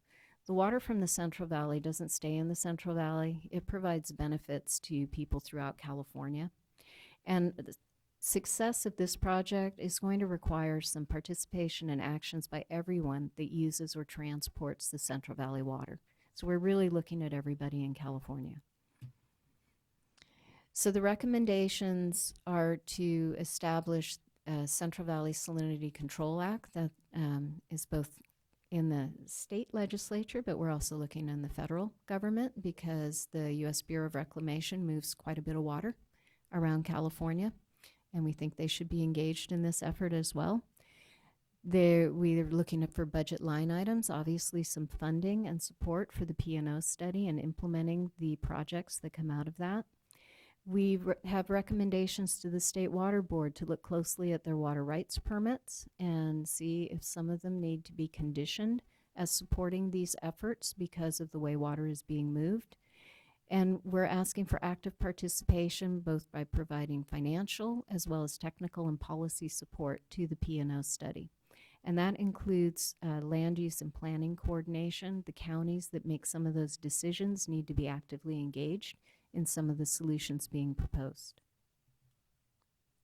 So I'm going to stop now. I've covered a lot of information. I wanted to know if anyone had some questions on this material before we get into supporting policies and guidance. Any questions? Sure, I got a question. Conditional prohibition sort of lays the groundwork for a penalty if they fail to adhere to guidelines. I guess my question is can you give an expansion of the incentives, why the landowners, should really want to do a very good job and put a lot of resources to do it quickly rather than engage in possible foot dragging? Well, one of the reasons are all the people that have been working here on this process. I think that the people that have been actively engaged recognize that this isn't a problem that's just going to go away if you hide under a pillow or something. The salt's going to keep growing. The nitrate is definitely a problem that's impacting people now. There obviously will be some that want to drag their feet, which is one of the reasons why we wanted to use the conditional prohibition so that we could reward the good actors with the ability to continue discharging, continue moving forward. And this prevents us from that additional administrative step of having to adopt the requirements into a permit before we can take enforcement action. So it's a carrot and a stick. So it'll be a stick to the people that really don't want to cooperate because we can move forward on the conditional prohibition, the prohibition side of it itself. But it does allow people to continue discharging as long as they're moving forward and actively participating in a long-term solution. Does that help at all? Yes, again, one question I also have is how did you establish the timelines for all of this? The 10 and to 15 years. Yes. And yeah, I mean, is that we- working again with clients and the group? It's definitely working with them. It's also looking at our technical studies and just kind of an evaluation of what it took to get to the technical studies and the work we've done to date, and a reasonable amount of time to consolidate the information, bring it back, and be able to have an open discussion and move forward on the proposed projects. You'll hear today, I'm sure, that the timeline is too long. You may also hear that the timeline is too short. So I think it's reasonable, and we do have provided flexibility for the board to extend it as long as adequate progress is being made, as long as we can see that people are really trying to meet these milestones. In many cases, they're pretty tight. Trying to come up with a governance structure and a funding plan in 2 years, and a work plan for the entire Central Valley, that's a little bit difficult. But it's been a good group. They have a running start on it right now, so we have high hopes that they will meet those guidelines. I agree. It's going to take time to do the right thing. Mm-hmm. And down the road, there are sigma pressures also that we're not quite sure how they'll impact, but they undoubtedly will. Getting to Dan's first question, we established the impacts on the Davis study that was done almost 10 years ago. And it's getting a little bit old at this point. And I've talked at least one time, mentioned to the CV Salts XCOM that, and talked about the SEAM model. It's the Salinity Impact Economic Model that is used in the Colorado River Basin. They have this out, and by the way, as I understand, people that use Colorado River water, and that would include much of Southern California, also use this particular economic model. Its intent is to update it every 3 years, so it stays more current. It gets into various sectors that water is serving, whether it be urban or industrial or agriculture. And there is a RFP on the street now from the Bureau of Reclamation. It's supposed to be awarded. I think it's going to be announced who's the winner of that, the consultant who's the winner of that in the next week or two. But it will be updating this model to lessons learned will be incorporated in it to make it more responsive and more applicable. I think that Central Valley needs to look at the SEAM model and consider something like this for the future so that we have a pretty current basis for assessing damage. First of all, it shows where we need to put our resources, but also it's a very significant tool, I think, for informing the public of why we're putting resources here when we see the damages that are occurring. The interesting thing is when the Davis model was, when the Davis report was put together, we hadn't really yet gone deep into the drought. It was a few years before the drought really kicked off. And if that had been in the midst of the drought, I think it would have been even more dramatic than it was insofar as the damages were concerned. We saw industries being impacted. We certainly saw a lot of ag being impacted. I was talking to a group in which there were some farmers, was talking about 5 to 10% damage to trees. And I was roundly criticized as being incorrect. It was closer to 30 to 50% for some of the growers. So this is in the middle of the drought. So I think that, and the last part of this, if the board does adopt this, we will finish this phase of CV salts. But CV salts, as has been mentioned in other forums, will never end. CV salts goes on to as long as we have a civilized society here attempting to make the maximum use of water. So we go to the next phase, the next phase, and the next phase. But it's important, I think, that we develop a good reporting tool for the public on really why we're doing this, why it takes money, and how it's impacting you. Thank you. So, Any further questions? Yeah, Yes, John, Carl. go ahead. Jeannie, the question I asked about board approval or executive officer, appreciate the answer, and you guys focused in on the prioritization. But the slide before that talked about the modifications to the nitrate control plan and an equivalent alternative. That sounds very technical, so that doesn't sound like it would come to the board, but I'm sure there's many other pieces that require approval from the board, and I know we're all not going to be here, and implementation is going to be key. So I guess I would just recommend some sort of summary matrix or something, not today or tomorrow, but so both the environmental community and the stakeholder community knows that if something needs to be modified, they don't have to dive through this thick book. They know this is a staff decision, an executive officer decision, with discretion only if the board's given it to them. Somehow, let's put that in writing. So there's just a lot of pieces to this, and I think that'd be a good idea. Complicated process on a lot of pieces. I think that's a good suggestion. You said not today or tomorrow, but you want it by Monday, right? Monday. Any further discussion? Thank you.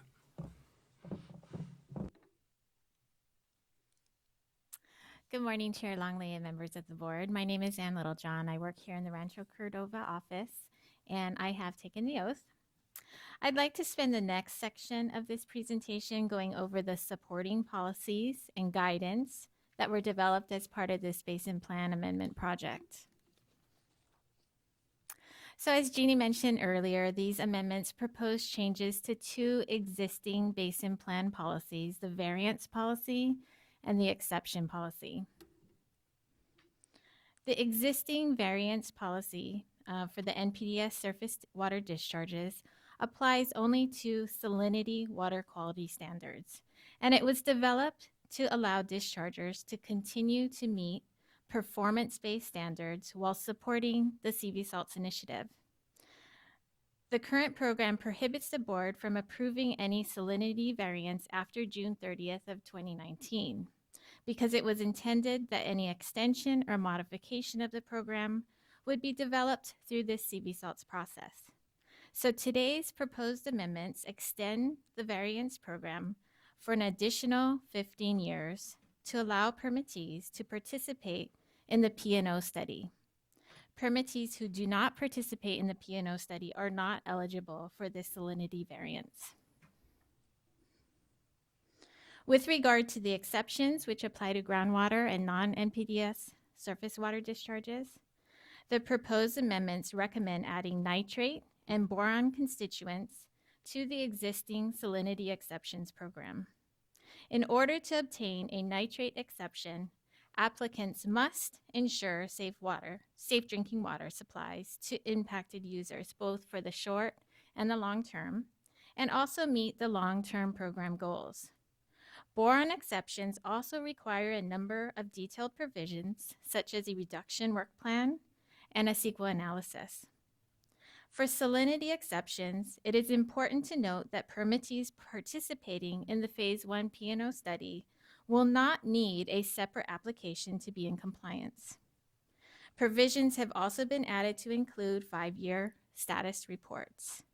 And lastly, the current sunset provision, also set for 2019, will be removed, as well as the current provision limiting the term of an exception to no more than 10 years. Instead, when authorizing an exception, the Central Valley Water Board shall generally not exceed a term of 10 years, but they have the flexibility to extend this. So the term length of an exception was a discussion point at the January workshop, where a maximum length of 50 years was proposed. The current proposal provides the board additional discretion to extend the term beyond 50 years when there are significant, measurable, and continued improvements in water quality. The next policy I'm going to discuss is the proposed drought and conservation policy, which will be a new policy to the basin plans.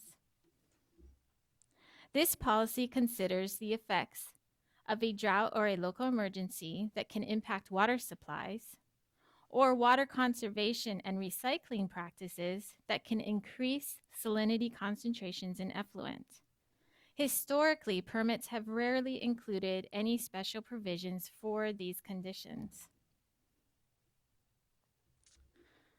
However, these proposed amendments include provisions for interim salinity effluent limits for electrical conductivity not to exceed 2,200 microsiemens per centimeter, which is the short-term secondary MCL value, as a 30-day running average.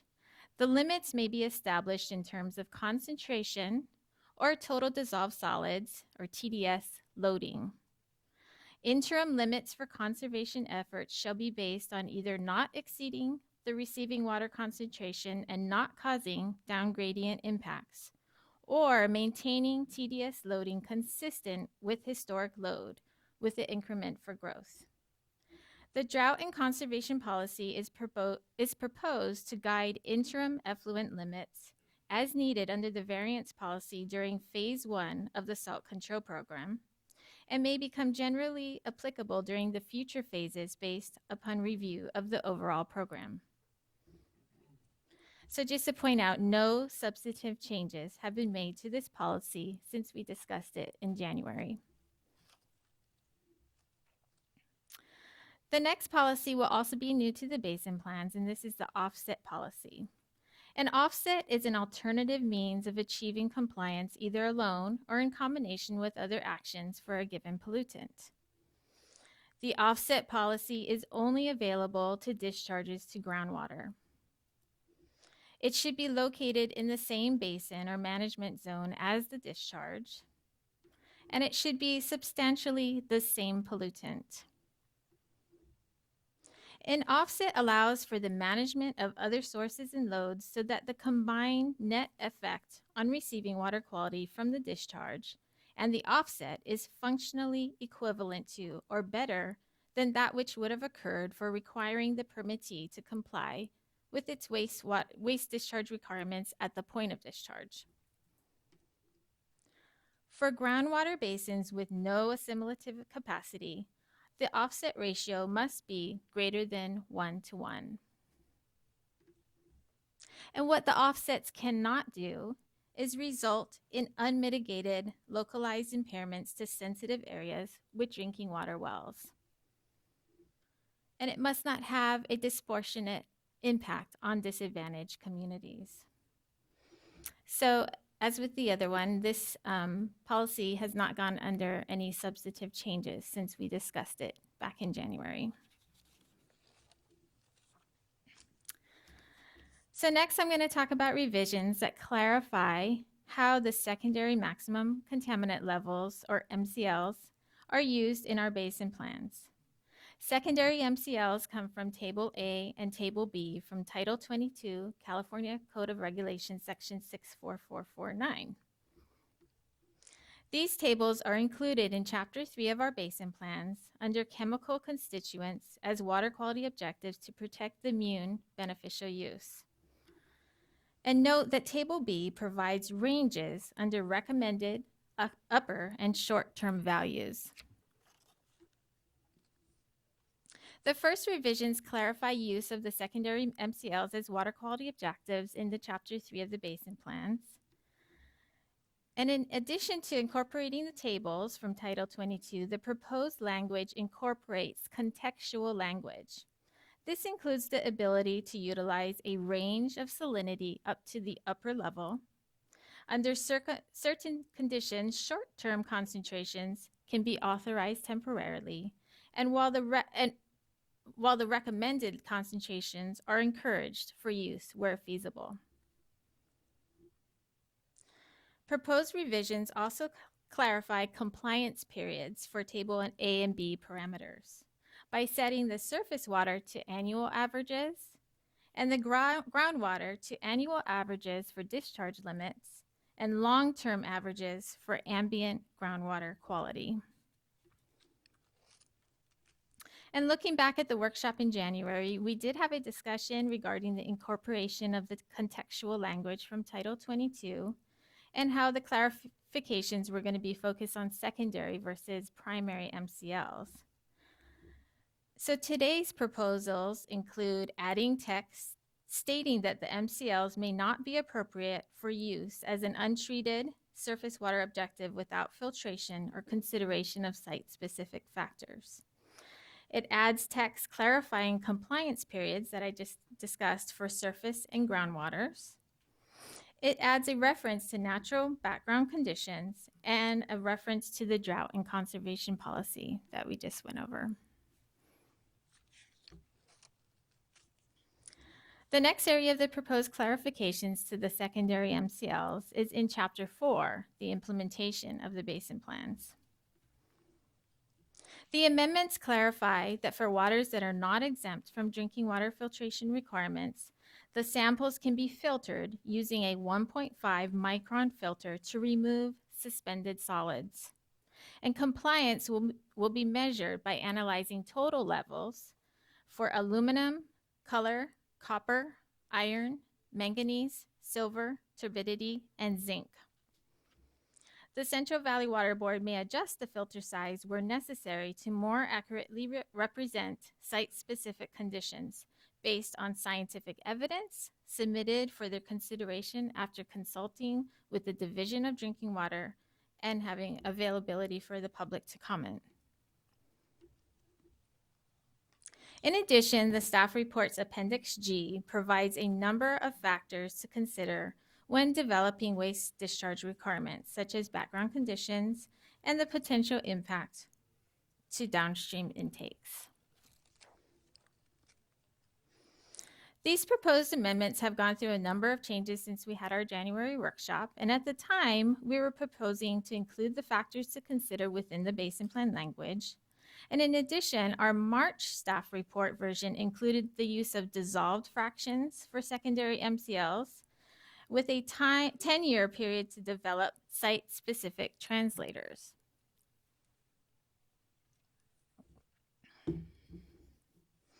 But as I mentioned on the last slide, this current proposal places the factors to consider in an appendix of the staff report. And it removes the use of translators and replaces it with the use of filtered samples prior to analyzing for total fractions. And also, it specifies that alternative filter requirements can be developed with input from DDW and the public.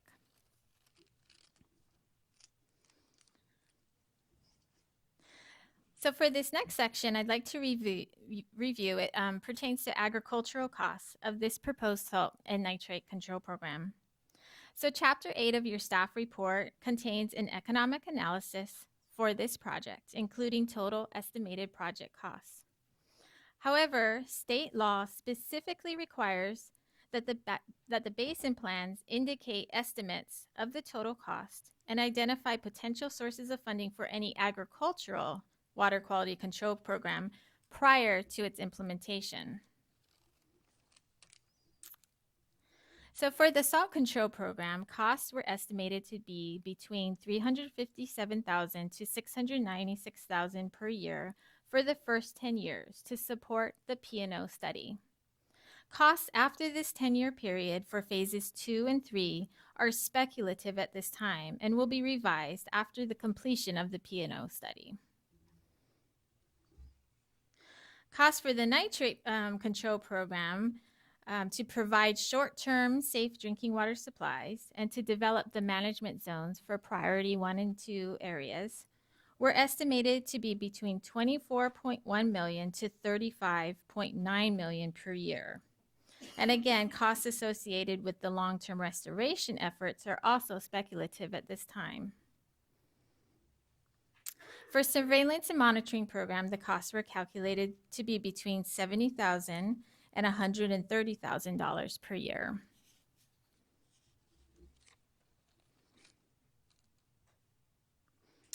So I'm not going to read all these, but listed on this slide are a number of the key studies that were developed through the CV Salts Initiative that were used as a basis of the economic analysis for this project.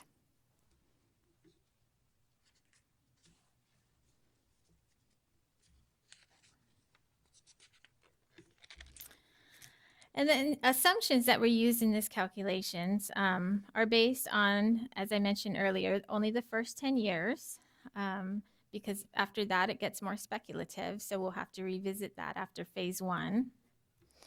And then for the salt control program, it was based on work that would be needed to support the P&O study, and also a land area percentage used by agriculture of 53% across the Central Valley floor. And for the nitrate control program, the assumptions were based on work that will be needed to be completed for the priority 1 and 2 basins. It also assumes that 10 ILRP, Irrigated Lands Regulatory Program coalitions, as leads for management zones. It takes into account both short-term and the initiation of long-term drinking water supplies. And it's based on a University of California Davis study attributing 90% of nitrate in the groundwater to agricultural activities.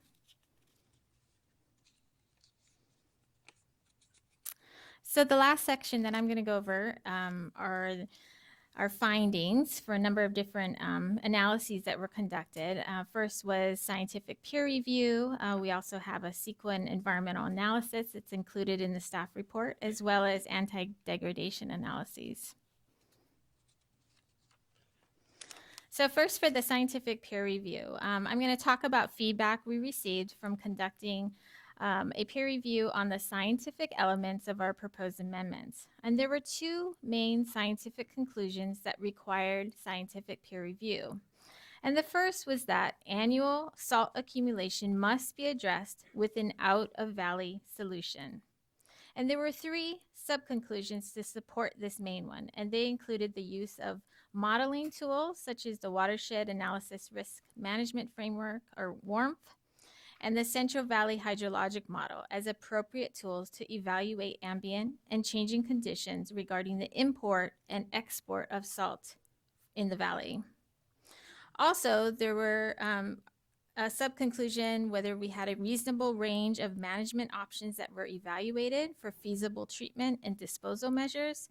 And finally, that a regulated brine line was the most reasonable long-term alternative to remove excess salt accumulation in the Central Valley.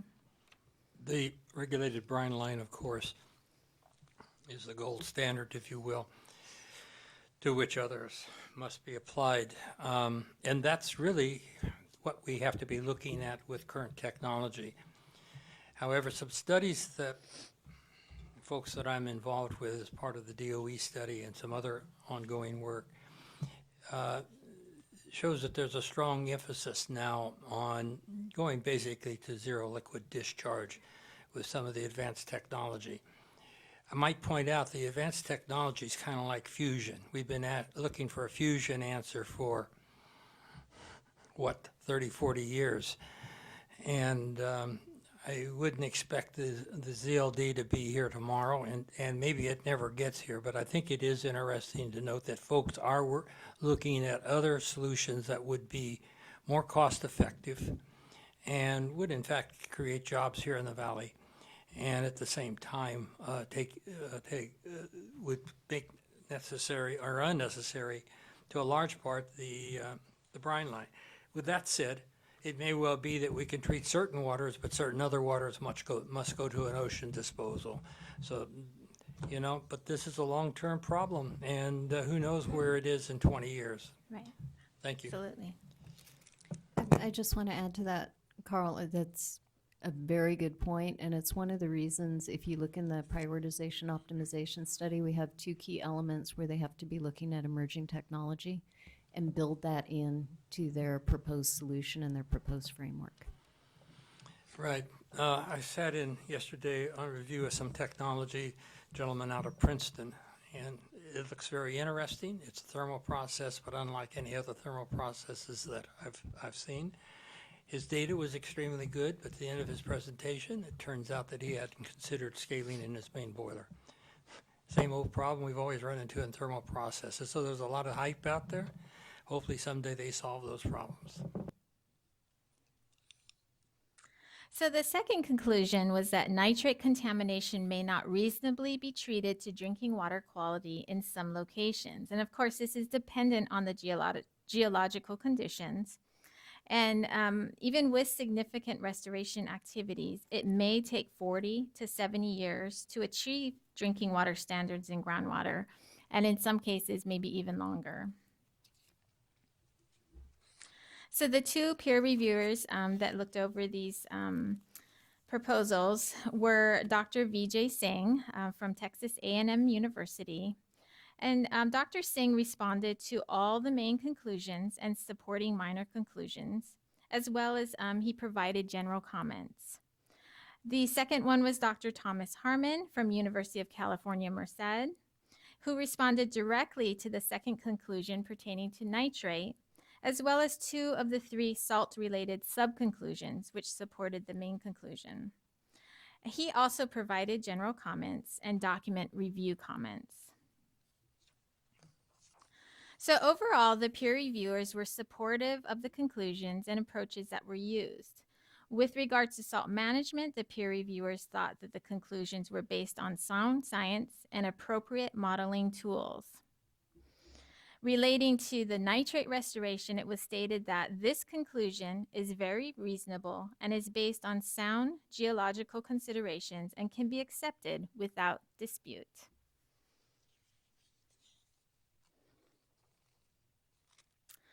So next I'm going to shift gears a little and talk about the environmental analysis that was conducted as part of this package. The environmental checklist is Appendix K in your staff report, and it provides a detailed analysis of the direct and indirect potential environmental impacts of the proposed project for each of the resource categories. These amendments were found to indirectly result in significant and unavoidable impacts to the following categories. First was aesthetics, which may be impacted because of construction of capital projects. Second was the agricultural and forestry resources, which may be potentially impacted because of lands taken out of production to facilitate construction projects. Third was the category of hydrology and water quality for the time-limited impacts during project implementation. Overriding considerations include the allowance of limited resources to focus on health risks in the short term. In addition, long implementation timelines are essential to achieve the goals of the Salt and Nitrate Management Plan. And lastly, the impacts are reasonable considering the long-term viability of the Central Valley. State and federal anti-degradation analyses were also provided in Chapter 5 of the staff report. And so these proposed amendments are consistent with the state anti-degradation policy. Although limited degradation is allowed, beneficial uses are ultimately protected. Permits will still require best practical treatment and control to limit degradation of high-quality waters. And the board can still make maximum benefit findings because of the user protections, nitrogen loading balance, and phased salt control program, as well as the aquifer restoration, where it is reasonable, feasible, and practicable. And the proposed amendments are also consistent with the federal anti-degradation policy, where existing in-stream water uses are protected, where there's a limited short-term degradation is necessary to accommodate important economic or social development in the Central Valley, and where sources required to implement all cost-effective and reasonable best management practices. And that's the end of my portion.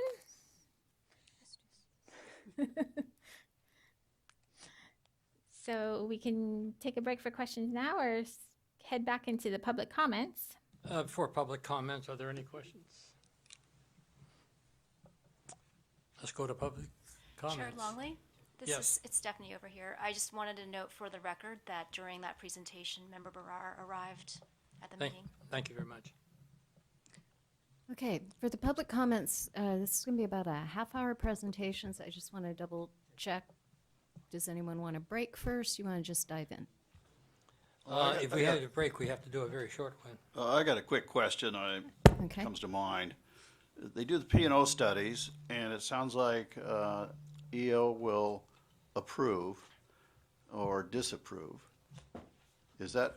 So the P&O study will be that 10 to 15-year effort. We are, in all likelihood, going to go back in and revise the Basin Plan Amendment to make sure that we've got the framework for implementing the P&O study through phases 2 and 3 at that time. Will it come back to the board? It would absolutely come to the board. Okay. It's a basic plan amendment, it should. Okay, so we'll take a break, and I'll be very strict on this, 25 to the hour. It's going to take how long to do the comments? Roughly 30 minutes. Roughly 30 minutes, so we'll be going to lunch a little late. Well, we also have a number of commenters that need to get their comments in before lunch. I have their cards, and we will take them before lunch, so we'll be going to lunch about 12:15, hopefully. Thank you. So please be back here in about 5 minutes.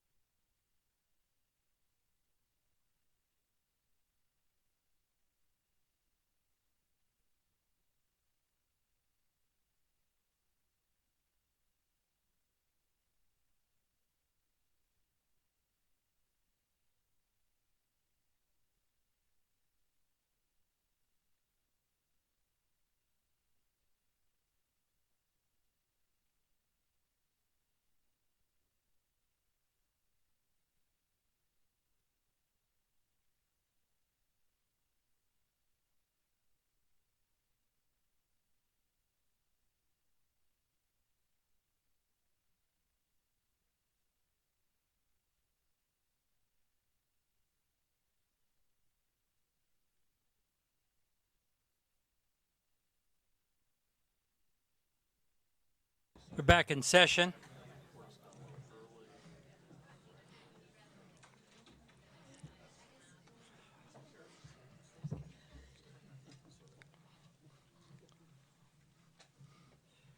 Very good. We continue with the public comments. Okay, I'll reintroduce myself. Jean Chilcott, Program Manager, and I've taken the oath. Okay, so the written public comments. We're going to be going through quite a bit of information. That's why I wanted everyone to stretch their legs first. We received 27 comment letters. So they were received by noon on May 7th. They were from, I'm not going to read all of these, but you have the packet in your agenda package. It was from quite a group of people, state, federal agencies. We had quite a few of the stakeholder groups participating in CV SALT, environmental justice groups, concerned citizens. It was quite a diverse group. They had quite a few different comments for us. We did make some overall changes based on those comments. I just want to note a few of them. For the nitrate control program, one of the concerns was, although we were very specific of how we were going to be reviewing the salt control program, we were a little bit inconsistent with the nitrate control program. So we've added clarifying language that we will review the entire salt and nitrate control program on the schedule of the salt control program.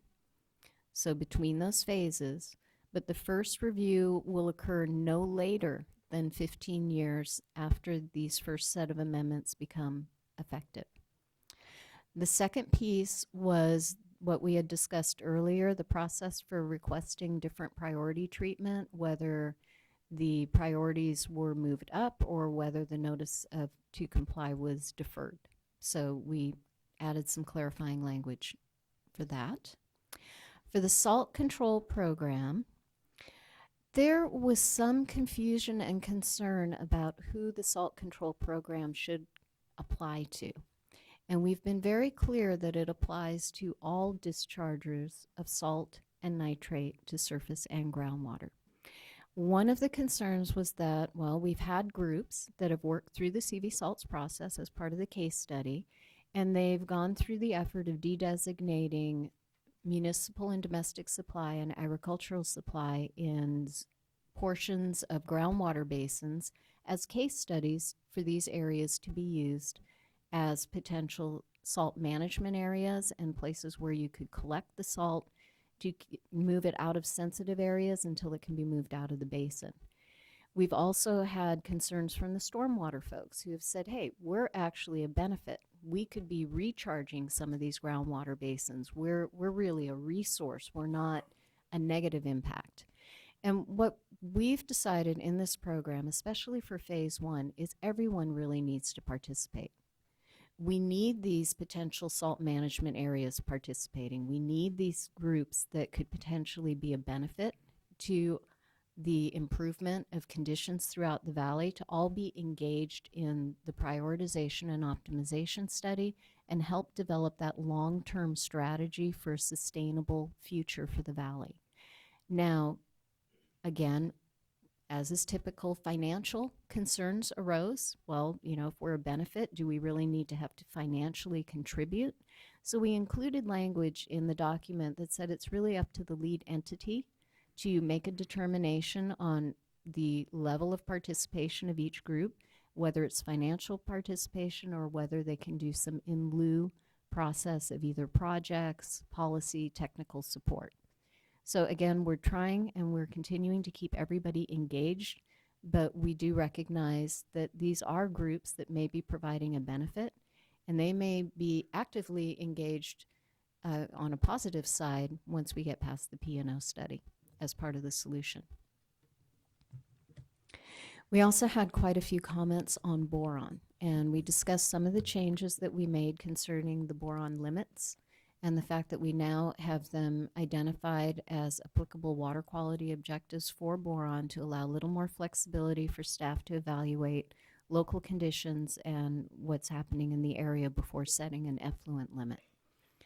And we also had our discussion about how we may roll them in or at least look at them in the future as far as what would be an appropriate boron control program. There have been several suggestions, and I'm sure you'll hear today, of why boron is a salt and it should be rolled into the P&O study today. We'll discuss that more in the future, but right now we don't feel that we have sufficient technical studies that we've done for salt and EC and TDS to just add boron to the P&O study and have limits and adapt it with everything else we've proposed.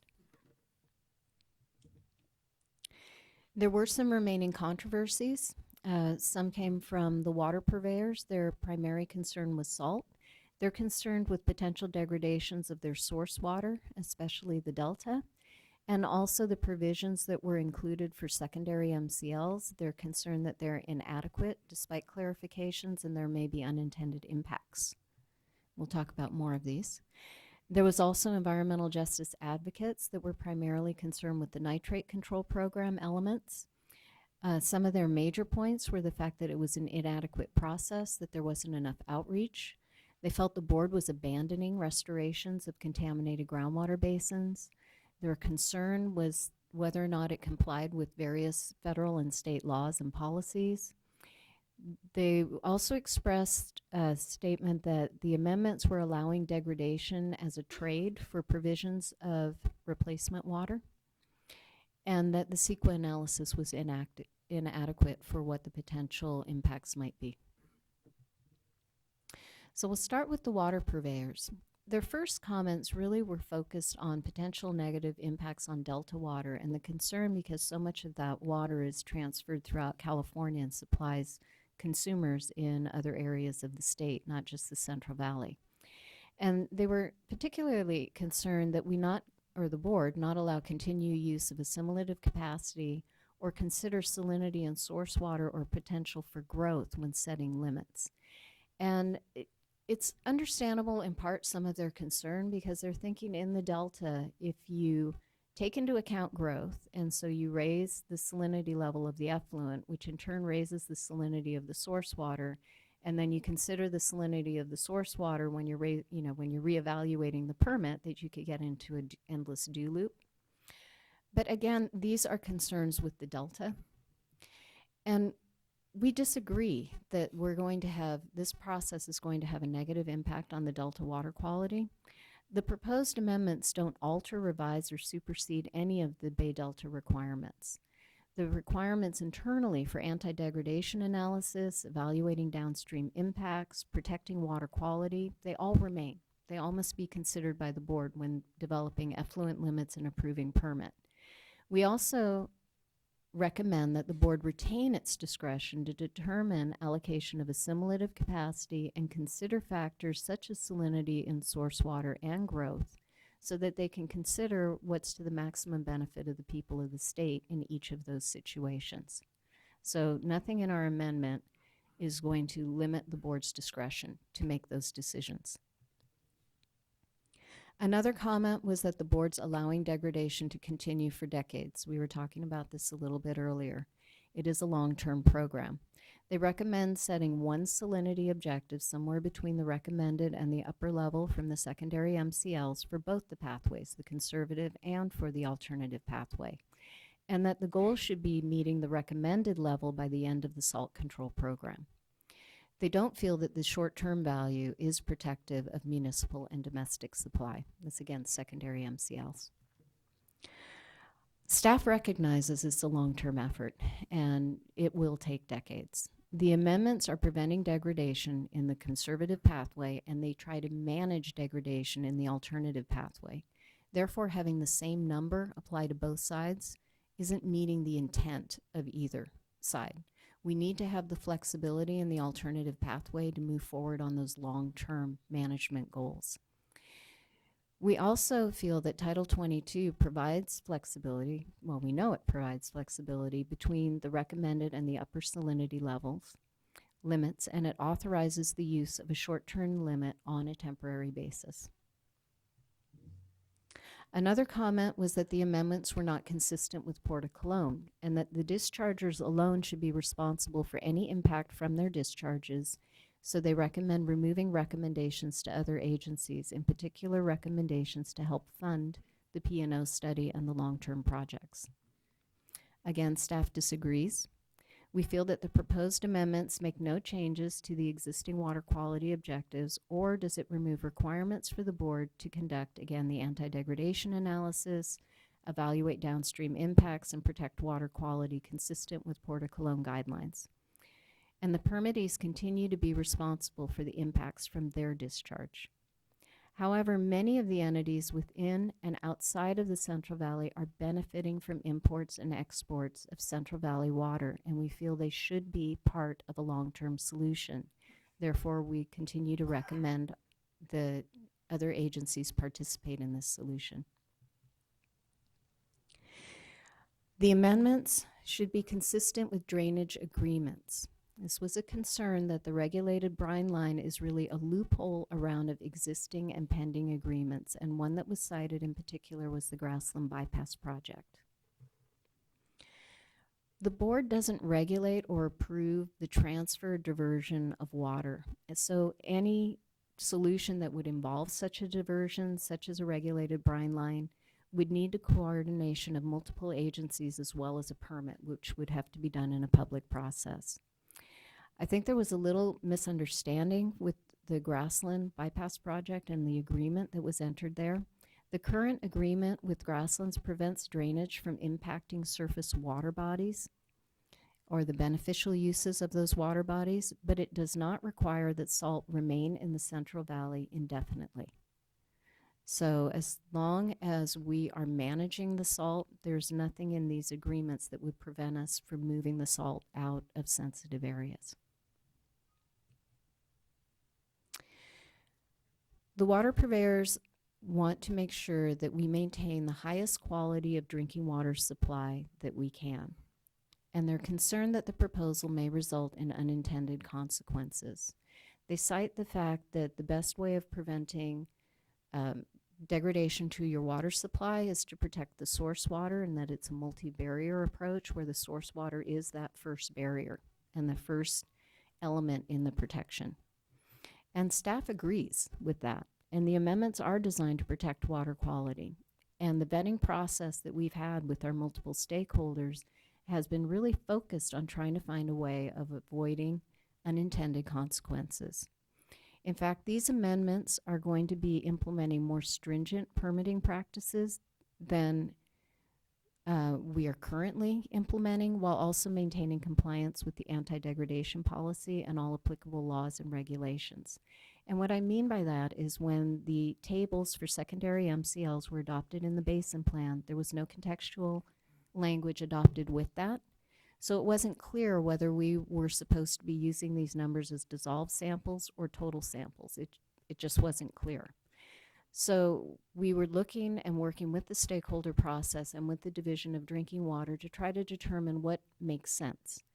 And the water purveyor said, well, when they do their analyses, they need to use total levels as far as their compliance point. But they typically collect that sample that they do the total analyses on after it's been filtered and before it's distributed to the consumer. So it's in their distribution system when it gets to the consumer. So they were concerned that if we started using dissolved samples, it didn't really dissolve by using a 0.45 micron filter. It wasn't really representative of what their filtration process was, and they provided information to us to let us know that their filtration was closer to 1 micron, 1.5, maybe 3.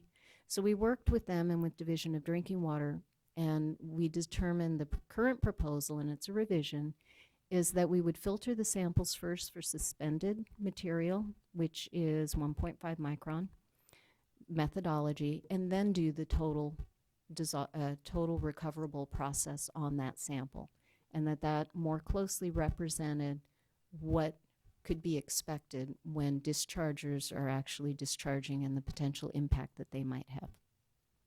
Now, if that didn't make sense, tell me, because it's a little bit confusing. Okay. No? Yes? So you're just trying to realistically mimic what drinking water would be?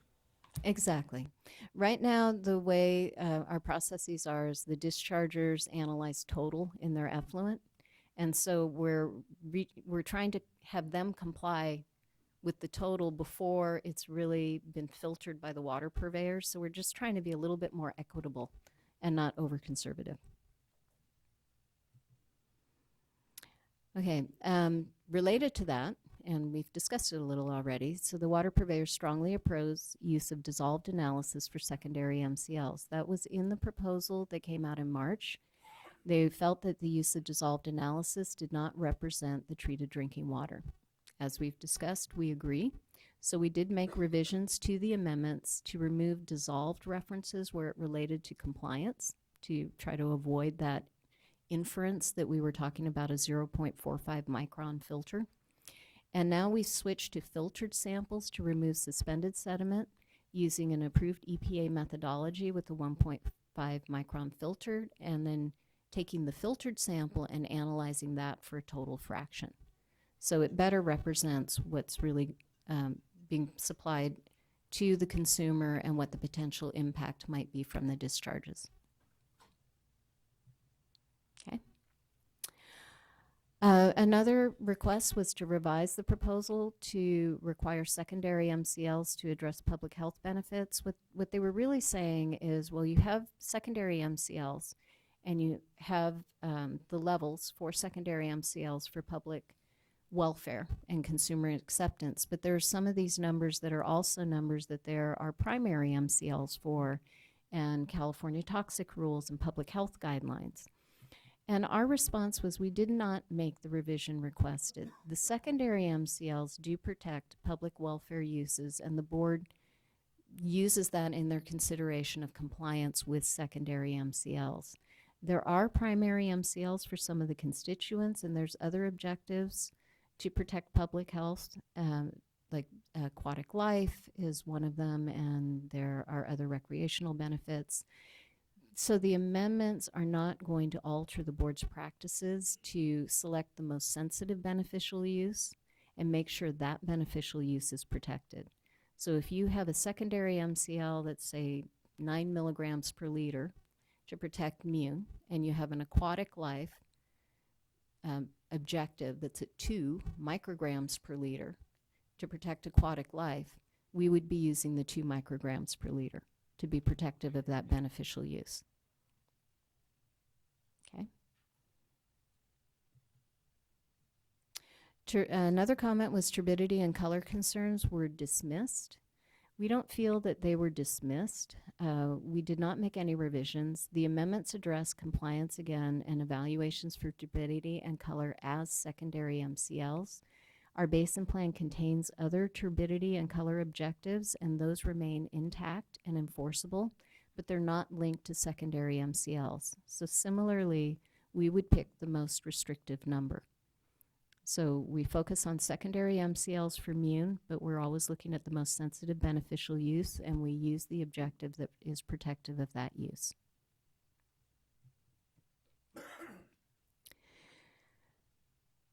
So in the version that went out in March, the staff report, we had identified the use of dissolved samples as a measure of compliance for secondary MCLs. And the water purveyors felt that this was really changing the existing objective. In their minds, the existing objective was total.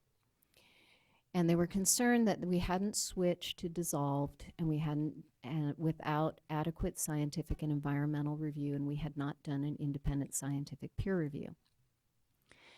Now we've clarified the amendments today to be clear that we're not changing the water quality objectives. The secondary MCLs are still going to be expressed as total recoverable. We'll just be filtering the sample to remove suspended sediment first and then doing the total recoverable analyses. So it's clarifying how we'll be determining compliance with the water quality objectives, not changing the numbers themselves. So therefore, the peer review is not required because we're not looking at any new science. The environmental review covers all potential impacts from these amendments.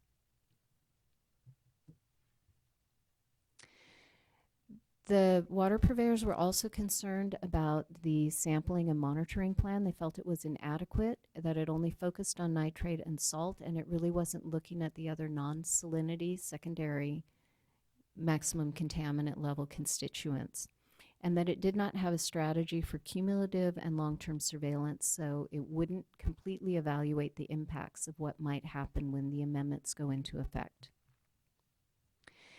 We wanted to clarify that the salt and nitrate is not the exclusive focus of the sampling and monitoring plan.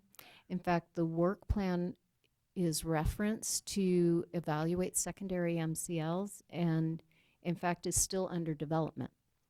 So the guidelines indicate that it does need to focus on salt and nitrate. That is the main focus, but it does need to incorporate secondary secondary MCLs that could be affected by the amendment, those ones that would undergo this level of filtration and then use total recoverable, and it has to be evaluated.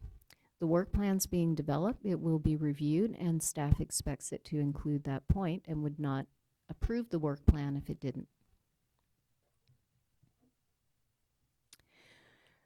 Now we'll go to some of the concerns from the environmental justice advocates. And one of their first concerns was that the process was inadequate and that there was too little outreach that occurred. We've been working with the stakeholder effort since 2006, and we've tried our hardest to make this an inclusive stakeholder outreach process. We've had numerous discussion forums, not just the executive committees, which are open to the public, they're on webinars, but we've had the public hearings, the public workshops. And we've also relied on all of our stakeholders that participated to bring the word out to the groups that they were representing when they were sitting at the table. And we've had several meetings that we can document from our education and outreach group where there has been quite a bit of outreach. And you do hear the term CV salts quite a bit now out in the public where you didn't hear that term before, say 4 or 5 years ago.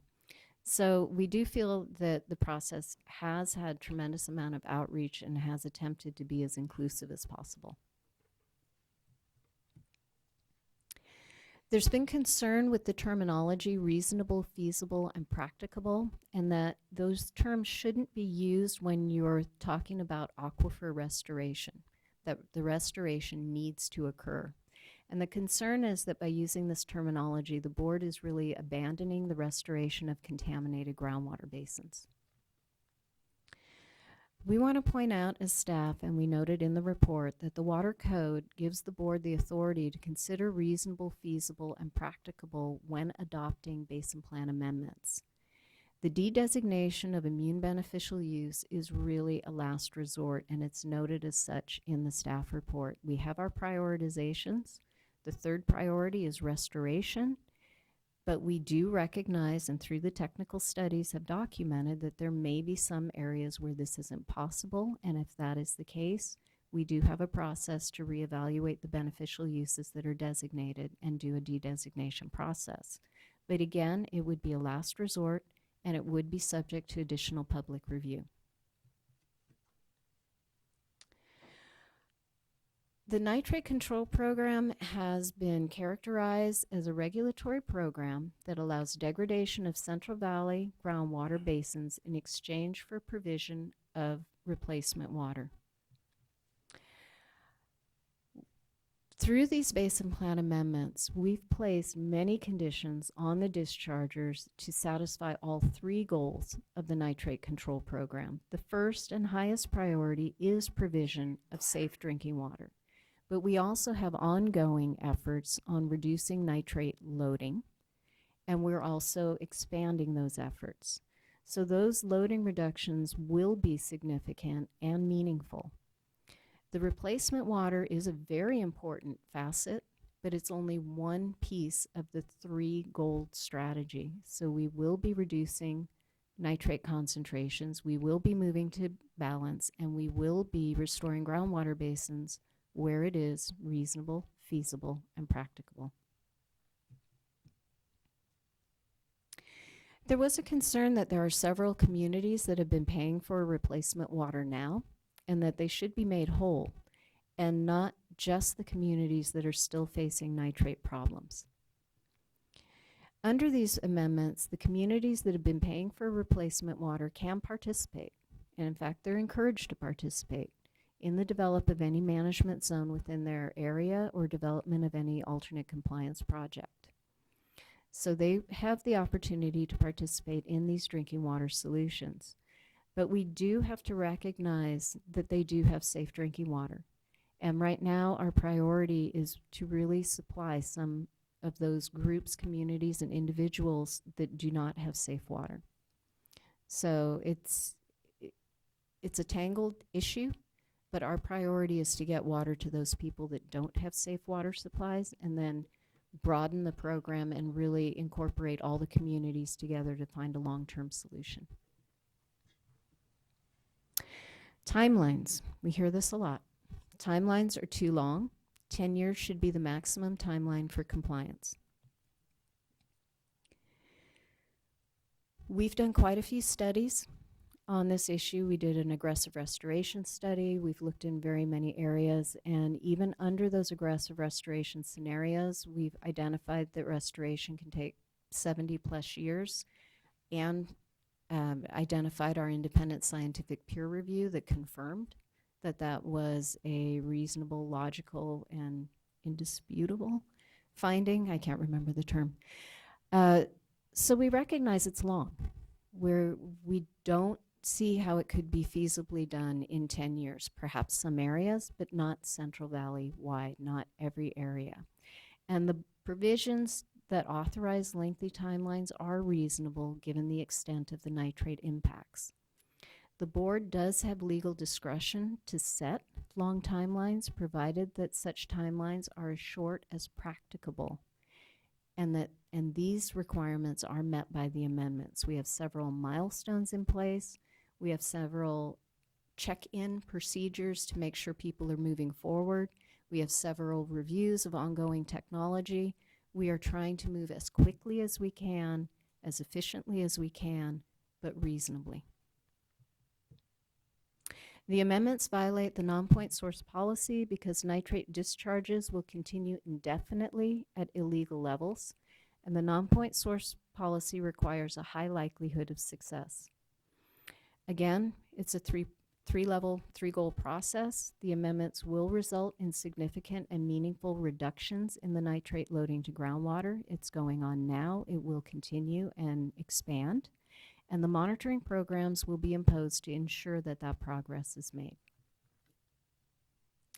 There was concern about the term of de minimis category for nitrate discharges. And the de minimis terminology refers to a degradation threshold, and when permittees fall under this threshold, they would not be required to conduct a detailed hydrologic analysis. That doesn't mean that they no longer will be regulated under waste discharge requirements. They still would be required to protect beneficial uses. What it's saying is that their discharge is at such a level that while it may be resulting in a small amount of degradation, the beneficial uses are not being exceeded or impacted or impaired. So it's trying to balance the amount of effort into those areas where we know that there's a very significant problem and we can focus on, and not have a one-size-fits-all for the dischargers that really aren't in an area that are causing a problem. There was a concern about averaging, and it had to do with the shallow zone, the upper zone that we discussed before, and the fact that whether you're in that zone, in a shallow zone, in a management zone, upper zone, that when you're averaging, you're really not complying with the water code. And I believe, and Patrick can correct me on this, it's a concern that you might still have hot spots if you're averaging. You might still have areas of impairment, but when you average across a large area, it dilutes that and you don't really see it. Now, the board has a lot of discretion when it's developing its basin plans to ensure reasonable protection of beneficial uses. And the averaging, the way it's proposed here in the amendments, will ensure the reasonable protection of the beneficial use.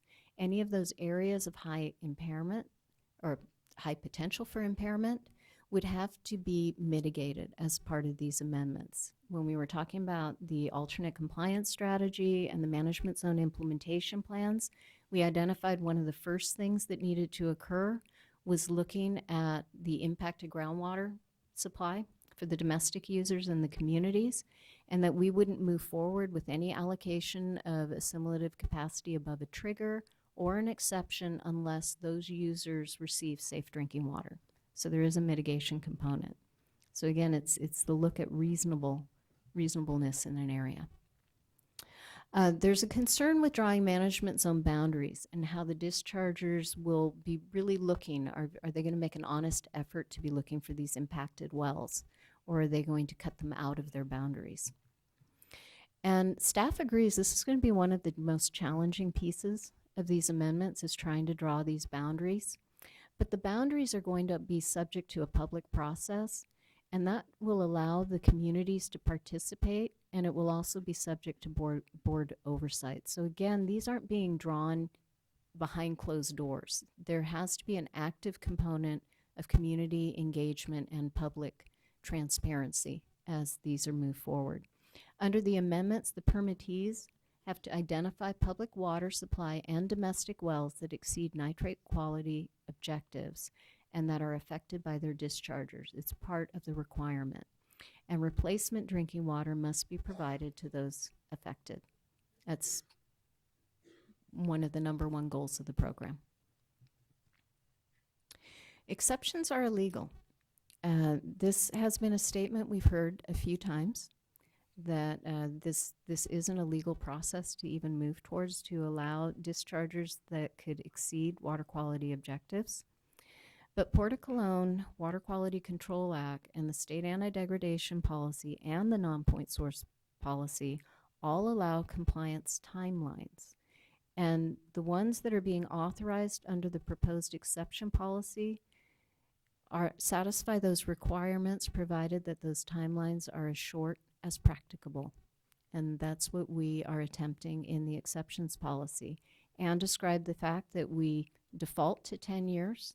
There's a renewal process, and it's only if there's a demonstration of continued improving water quality that an exception can be extended past 50 years. So it's practicable. It's really looking at how we can succeed in this effort. Offsets. They must ensure that water quality objectives are met at the point of discharge.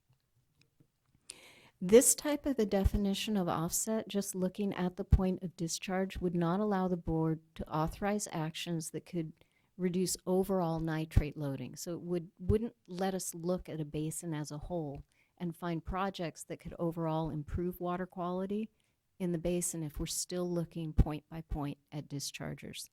If these types of actions were not employed at the precise place where a discharge was occurring, I'm going to have to read that again. These actions are beneficial, so looking at a basin as a whole is beneficial, and it should be encouraged, especially because local impacts will still be addressed under the amendments.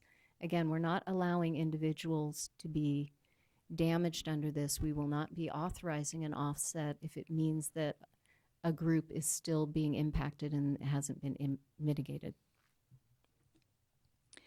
The nitrate control program does not comply with the state anti-degradation policy. Ann spoke a little on that, but the amendments are consistent with the state anti-degradation policy, because even though we are allowing a limited amount of degradation, the uses will be protected. The permits will still require best practicable treatment and control to limit the degradation to high quality waters. And the board can make a maximum benefit finding based on the discussions in the staff report. So we've laid out in the staff report why we feel these amendments are to the maximum benefit of the people of the state. The nitrate control program does not comply with the federal anti-degradation policy because there is a connection between groundwater and surface waters that are not addressed. We feel the amendments are consistent with the federal anti-degradation policy because existing in-stream water uses are protected. Any limited short-term degradation is necessary to accommodate important economic or social development. That would be growth in the valley, continuation to agriculture and other industry. And sources will be required to implement all cost-effective and reasonable best management practices. A comment came in that the nitrate control program violates the public trust doctrine because nitrate degradation will impair surface waters. There are no surface waters within the scope of the amendments that are currently impacted due to nitrate. Remember, this is an amendment for groundwater. Analyses performed under CV salts did not find any additional impacts due to nitrates in surface waters, and therefore the nitrate control program does not violate the public trust doctrine. There was a comment that the substitute environmental document does not contain a reasonable range of alternatives. If you look in Appendix D, we summarize the various alternatives that were considered for each piece, each component of the amendment, and then discussed it in Chapter 4 of the staff report. We feel the alternatives discussion is sufficient to satisfy any applicable regulatory requirements for this certified regulatory process, so substitute environmental documentation. The staff report provides a discussion about numerous alternatives considered over a 12-year period that we were working on this project and what resulted in our proposed amendments. We were also received a comment that the environmental analysis engages in speculation and conjecture. The substitute environmental document is very similar to a program EIR, and we don't use it, or it doesn't, engage in speculation or conjecture about the details of any subsequent process or project that may require environmental review. So when we adopt this document, we're adopting a program, and there may be projects that come out of that program, but each of those individual projects would need to undergo its own separate environmental analysis. So similar with the programmatic EIR, it says this right here. Subsequent activities in the program must be examined in the light of the program EIR to determine whether an additional environmental document must be prepared. So we're not abdicating our responsibilities. We do feel that our environmental analysis covered all the bases and that future projects that require it will undergo separate environmental review.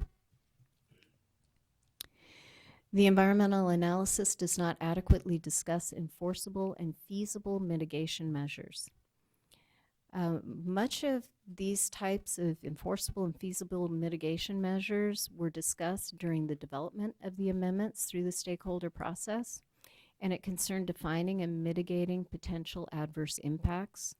The mitigation measures have been incorporated into the project itself. So things like providing safe drinking water, making sure that communities are whole, making sure that we're moving forward on restoration. Those have all been incorporated. The amendments will have a disparate negative impact on protected classes in violation of equal protection laws. These amendments apply equally throughout the Central Valley, and they were crafted with specific provision, including terms in the nitrate control program to find and address nitrate-impacted wells, including domestic wells and unregulated small systems.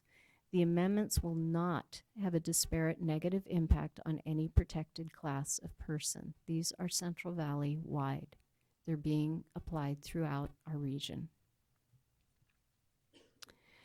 There was a comment that said the failure to adequately protect groundwater violates California Fair Employment and Housing Act, which guarantees all Californians the right to hold and enjoy housing without discrimination based on race, color, or national origin. Our response is that the adoption of the proposed amendment does not fall within any category of unlawful practices as defined by the California Fair Employment and Housing Act. Those were the comments received. Well, those weren't all the comments received. Those were just a small portion of the comments received that we tried to group together so that you understand kind of the breadth of the concerns. One of the things I do want to mention, we were really focused on where there were concerns.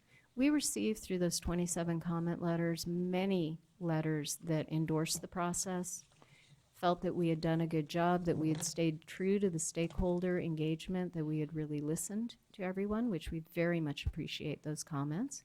We also received many comments on editorial changes, and so you'll see a new marked up version that has a lot of red in it, but a lot of that red is just putting things into a little bit plainer English, so it's a little more understandable down the road since it's a long-term process. So, do you have any questions on any of the comments that were raised? John? So certainly appreciate the way that was presented, and a document like this is certainly going to have some comments and response. So let me just say two things. One, the comment to reasonable, feasible, and practicable. You know, I could never support a regulation that wasn't those things. So the fact that those are the sort of the fundamental criteria we have to go by makes sense to me, right? And if it's not reasonable or practicable, then what are we doing? And then I had a question at the end on the protected class question. What protected class is this? Discrimination? What is the actual comment or gist of the comment? And I know that we're going to have panels and those people that made those comments will have an opportunity to speak, but I'll ask now as well. If I have a minute or two, I can find the exact comment in your package and point it out. But I need just a minute to find that. Yeah, no problem. Are there any other further comments? Or yes, go ahead, Dan, while Patrick looks. No, I would just like to comment that through all of the written comments, there were a lot of issues that were raised there, but you can't respond to everybody's concerns in the way that they would like. But from my point of view, from the analysis and your response, I think that our staff did an outstanding job in delineating those concerns and then the responses to those concerns. The stakeholder process, I think, is a critical piece, and everyone being at the table, it's not going to address everybody's concerns, but I just think the responses that you gave were accurate and I think really addressed the concerns that were raised. So the comments are at page 853 in your packet, and the board has a slightly different packet, but in summary, it says small majority Latino communities within the San Joaquin Valley are disproportionately impacted by nitrate contamination of groundwater from agricultural waste. Latinos are more likely to have higher levels of nitrates in their drinking water than the population at large. It quotes some studies, and then it says, the Basin Plan amendments authorized waste discharges without requiring the means to locate residents and communities in the Central Valley served by domestic wells or unregulated small systems with nitrate exceedances. The impact of this policy will be disparately and negatively felt by communities of color and thus are discriminatory and in violation of state law. And frankly, we found that in doing a legal review of those comments, this Basin Plan amendment is intended to do, frankly, the opposite. Seek out communities with impacted wells, provide them with replacement water, and result in significant nitrate reduction so that their future source of water is similarly protected. And look for long-term solutions. Absolutely. Dan, did you comment? I want to know a little bit more about the sampling, the filtering of the water, and how that's coordinated with the drinking water sampling required by those who provide water. How's that? Are we requiring a separate set of samples? I want efficiency in sampling, I suppose. This might, I know that there are panels that want to talk about that issue in particular.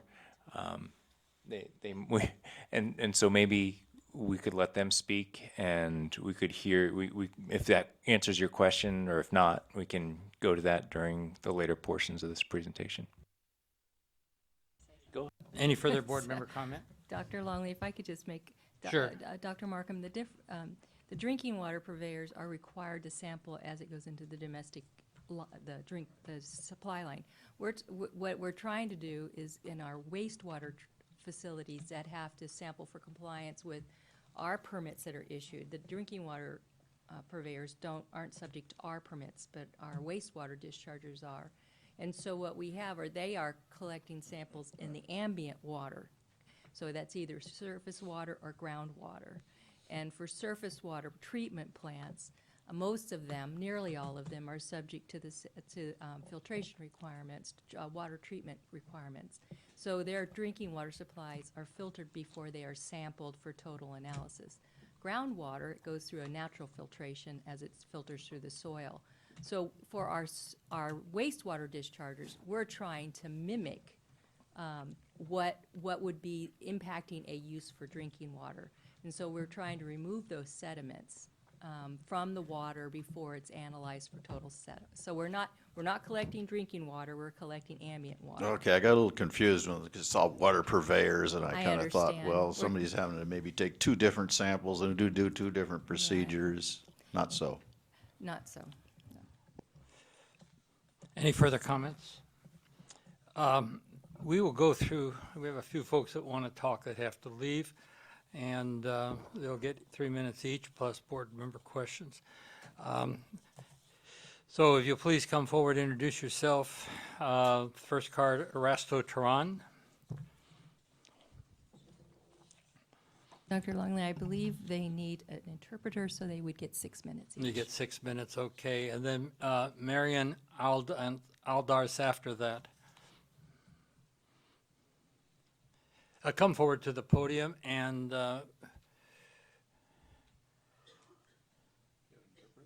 yes, will you need an interpreter, sir? No, okay. So, 3 minutes. Hello, good afternoon. My name is Erasto Terán. I come from Porterville. And one of the things we know that we have a problem in nitrates in our area, in the valley. But thank you for working the solution. But we have 10 years already in this process. And finally, the last 3 months has been a big progress. But one of the things I can tell you that outreach, my question is, do you guys have a technical studies? I think they did 3.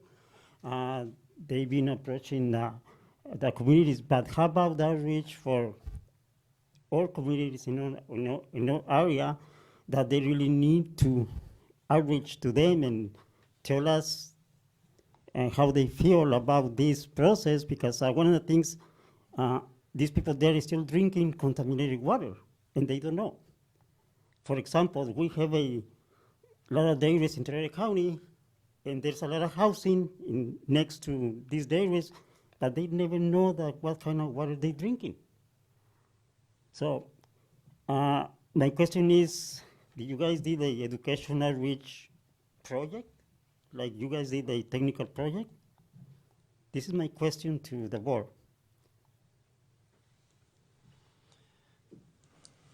Patrick, could you respond to that?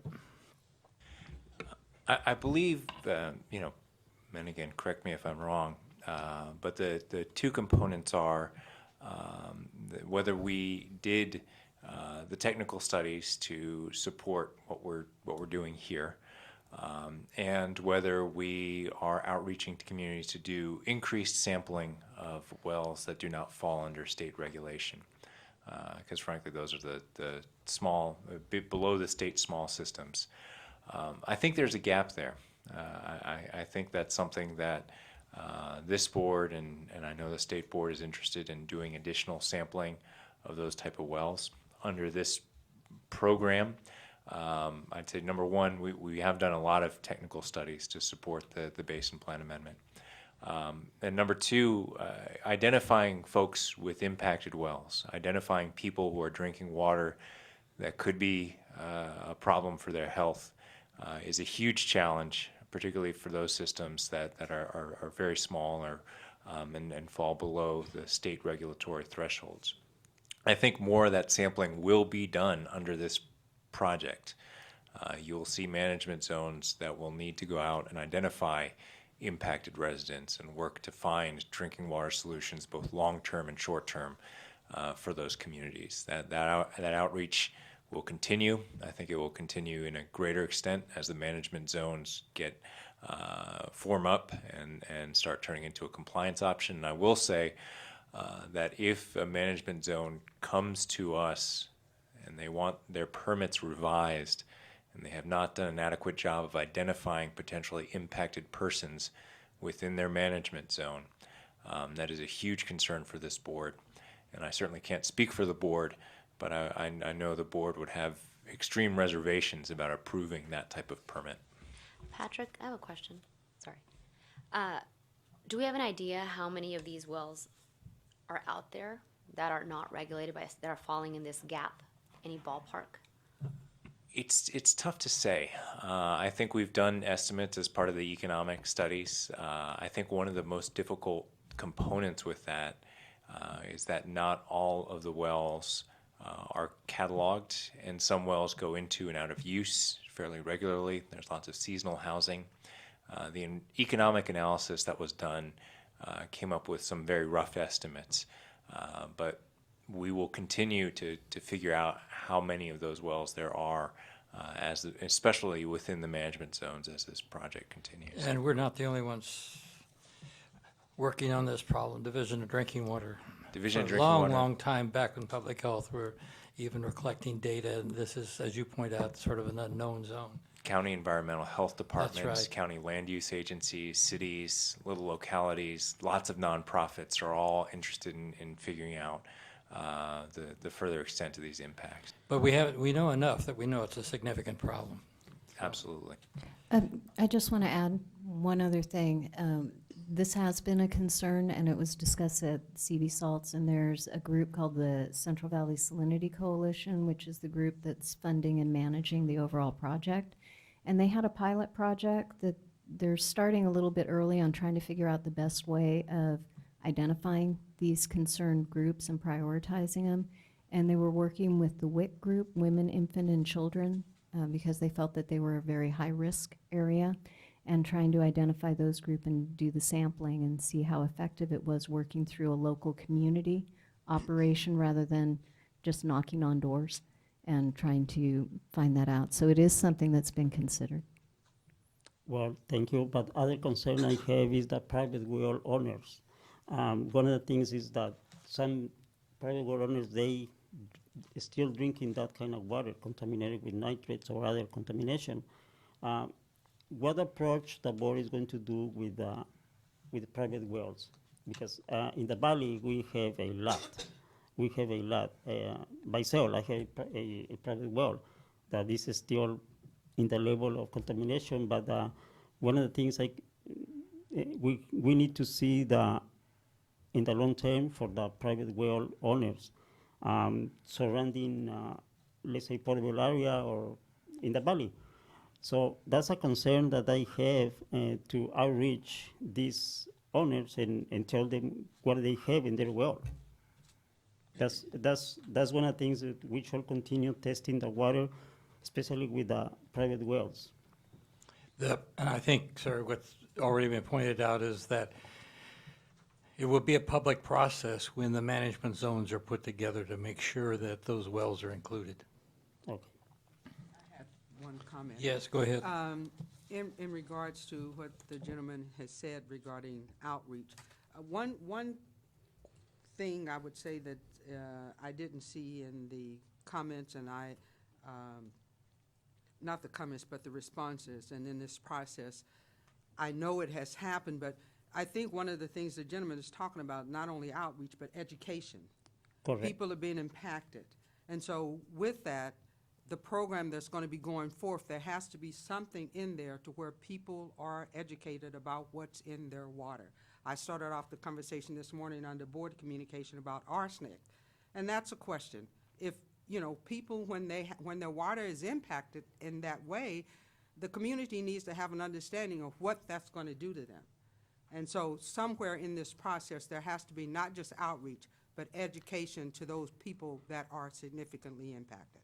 Correct. I think like- that addresses your question. Correct, like you did the technical studies, the 3 studies that you did, you can include about education and outreach, and that will be a huge change of perspective, how the communities, and they can see the problem. Because we have this problem for many years, and if we don't do nothing in the 2030, it's going to double in that. So now is the time to approach, and now is the time to educate and outreach the communities. Okay, thank you. And thank you very much, sir. I have a card from Marion Aldant, if I pronounce that correctly. I'm sorry if I don't. From the community of Lindsay. Next card will be for Cristobal Chavez. Hi, my name is Miriam Aldana. I come from Lindsay. So I graduated from College Sequoias, and I'm transferring to UC Riverside. And I'm educated because of Community Water Center, a nonprofit, what they're doing about nitrates. And I didn't know what was going on until I joined to become an intern for them. And I realized that it's such a big problem that as a community member, I didn't know about this. And my folks, my family don't know about this either. And I like to know more about this, and I like to educate my family, my friends, and my community about this as well. Lindsay had nitrates in the 90s. They switched off to another source of water, and now they have another problem, but it's not nitrates no more, luckily. And I think I'm asking the board, how can community members like me be educated, not just besides going to college, but like how can my community members know if they can't go to college? How would they know this is going on? How would they know this is how it affects them? You want families to understand the quality of water they're drinking, as I understand what you're saying correctly. Not just family, like the community Okay. and Latino communities as well. Just Well, that's an important part of this, as was just mentioned, but the vice chair has been working on a program that in Allensworth, educating children, and the children will, of course, communicate with their families. And I think it's a great program. It's certainly a first step, but we have to do more than that on education, and you bring up a good point. Carl? Or Yes. Dr. Longley? I did want to point out that we did restart, I guess, our Education and Outreach Committee as part of the CV Salts effort about a year and a half ago. And we've been laying out kind of the priorities of how to move forward. The first priority has been to really engage the stakeholders that have been sitting at the table with the people they represent. But it's been recognized that over the next year, there has to be additional outreach to these impacted communities. They've started developing fact sheets, brochures, identifying people that can go out in the committee and translating those documents. So we do recognize that it's a really critical issue, and that a lot of people, as you said, and the previous speaker, they really don't know that there is an issue with their drinking water. And we've been trying to partner with the stakeholders that are representing the disadvantaged communities and environmental justice groups, and trying to work with them on how to better reach out to your communities and the best way of getting the message across. So it's recognized. We haven't figured out a great solution yet. But I think as part of that, we have to consider if we can get cooperation from the public schools to work on putting that information out. Denise Cadera has been doing some very interesting work in that direction. And if you begin educating the students at that level over time, you're going to be reaching the whole community. Correct. I just want to share a little story about my family member. They live at a dairy, and I'm sure that what they're drinking, what they're getting from their faucet is not safe. It's not safe from what their dairy, what's going on, and I think that also targeting parents, family members. What if their kids don't? What if the parents or what if the adults don't have kids? How would they be educated? You bring up some good questions. I've been advocating rural water systems like they have in other states for a long time, and people don't listen to me very much. Dr. Longley? Yes. For example, City of Arvin, disadvantaged community, we get water from the Community Services District. So where does the Community Services District, where does the water come from in Lindsay? I'm assuming there's a Community Service District that handles the water? The City of Lindsay. The City of Lindsay. Well, what I've seen in our mail is we'll get both English and Spanish explaining what's going on with our water. And usually, there's high arsenic, and it's always high arsenic. We're used to, but we are aware of it because it comes in both languages, and it's provided to us by our Community Services District. So, I just think that at least those pamphlets do help because residents understand, okay, it's a boil water effect going on or what's happening. And I would definitely even, you're very active, you're educated, that's great, but even reach out to your City of Lindsay and ask them to, get the materials in the mail. And I think that's a quick and easy fix. So those that are regulated by the state are required to do that by law. So they must get it. I think the concern are those unregulated communities that are less than the state small, and they are not subject to the same reporting requirements. Individual domestic wells operators are not under any regulation. They're not required to do any sampling of their wells over time. So there is that gap where there's no state involvement. There could be counties if the county health departments take it on. And here, so we have the water board who's regulating the source waters. We've incorporated a lot of these things into our programs because of the impacts to water quality now.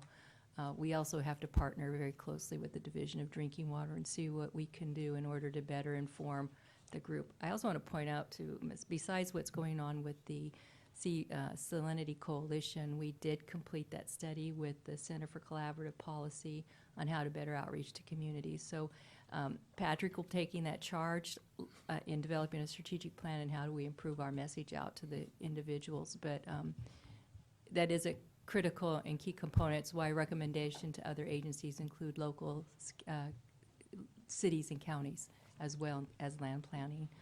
And also I do want to point out for dairies, if it's an individual domestic well, that our permit requires that those be sampled, and if they did exceed the nitrate contamination level, then they would have been notified. So at least on the dairy, that's covered for sampling. Oh, okay. Yeah, and I want to echo that. Thank you so much for coming. I know it's and congratulations for getting into UC Riverside. Best of luck there.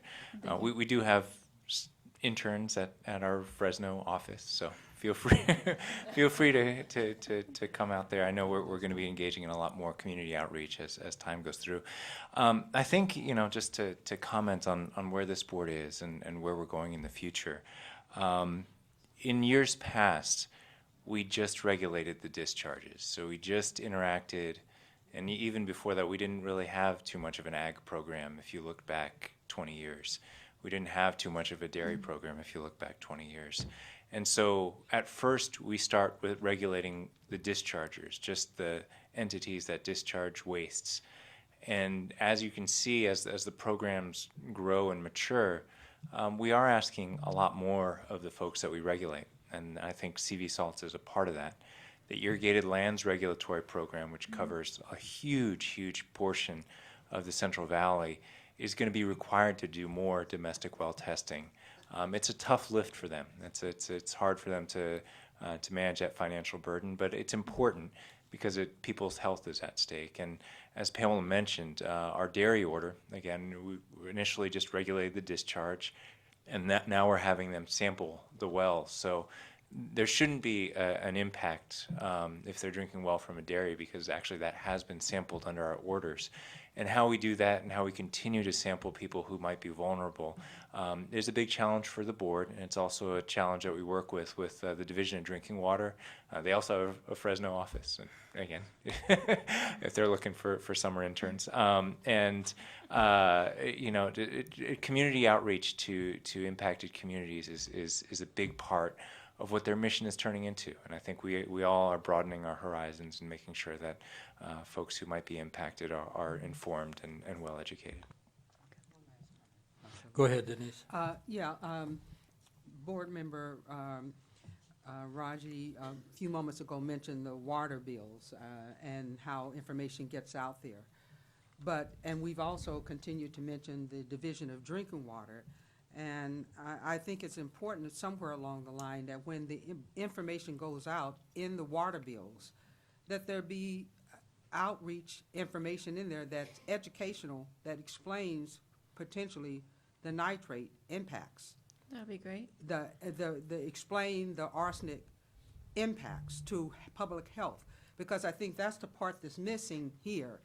It's the Division of Drinking Water, but somewhere in there has to be some education. So when people get a boil the water order, don't drink the water, what does that mean? What does it mean to me drinking that glass of water, and what is it going to do to my health? So I think somewhere along the lines here, the Division of Drinking Water has a significant role to play in helping educate the community about the water they're drinking and what's in it.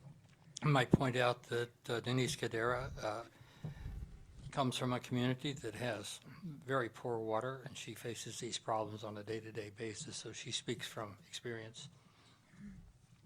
Thank you. Thank you very much. Cristobal Chavez? Will the panel consider having us sit at the table? I'll be interpreting. That's fine, if there's they may have to sit up here, because you can't do it there. You don't have a microphone. I think they've got microphones on Oh, the they table. have a microphone, Yeah. good. Yes, go ahead and sit down.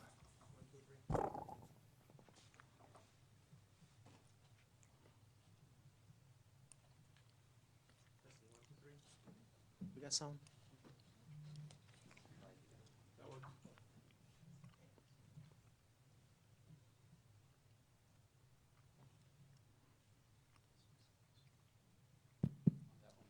One, two, three, testing.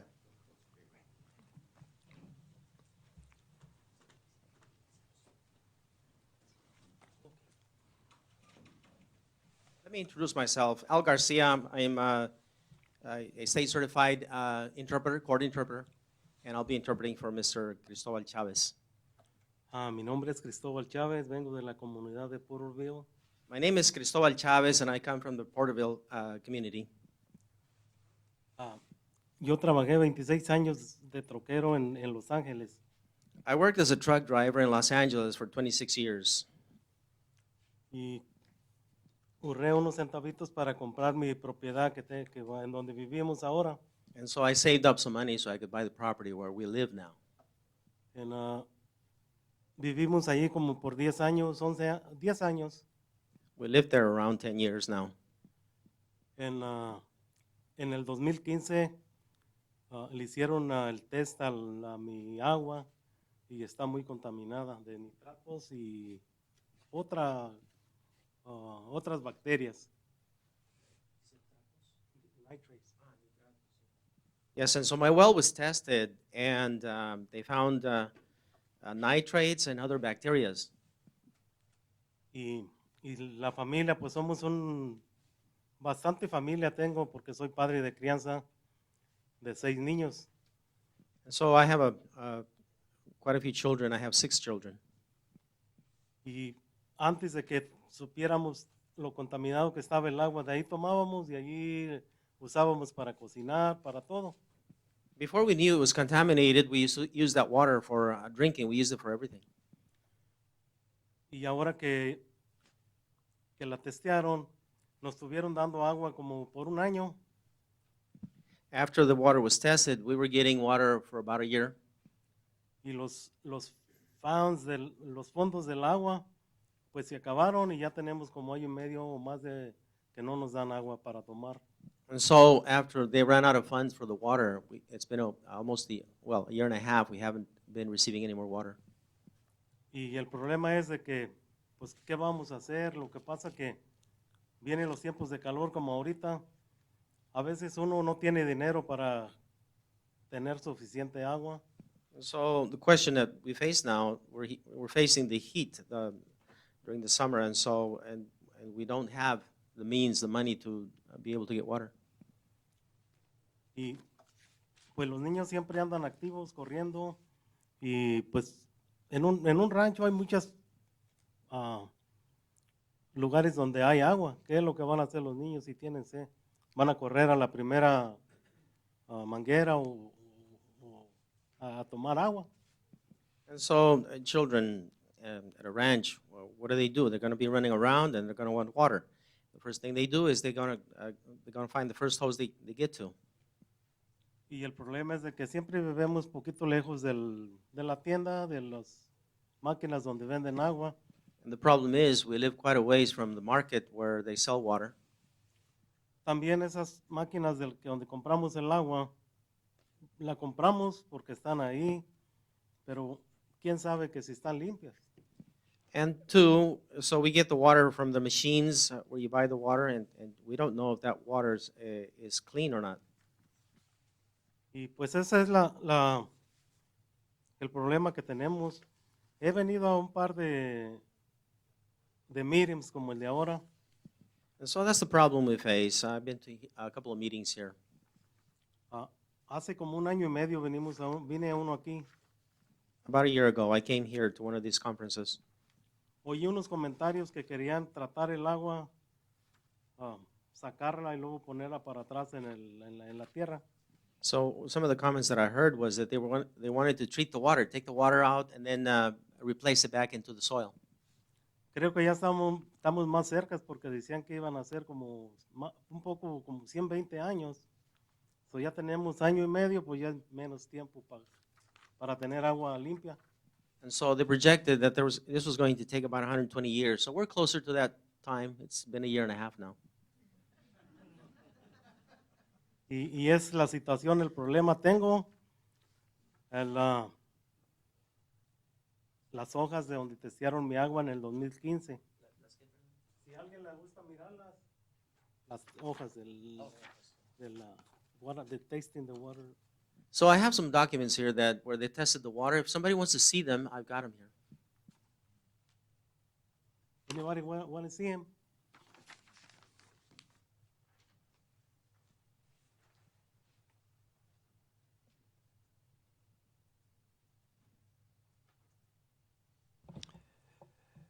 Do you have further testimony?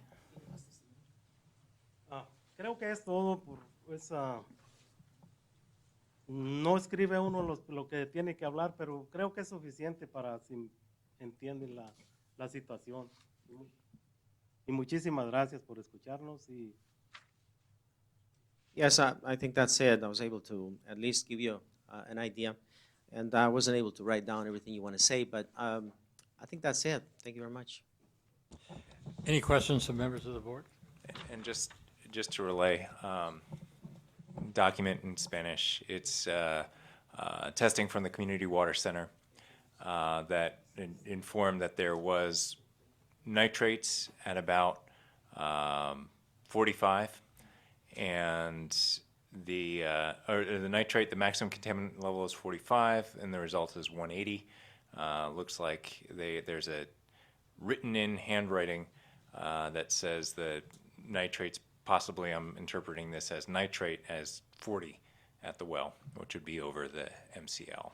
And we're talking two separate numbers. It's 45 milligrams per liter when expressed as nitrate and 10 milligrams per liter when expressed as N. These results are, you said 180? 180 and 40, respectively. So 40 would actually be slightly under, not where we would like to see it, but slightly. No, 40 as N. Oh, 40 as the 10 number. Yeah. The other one is 4 times, right? Yes, yeah. So, and this is, I think this is absolutely concerning. I mean, but this is exactly the type of situation that this process is designed to help. Exactly. and I think that I can't tell exactly where this property is. There's no address on this. Well, I have a question on that.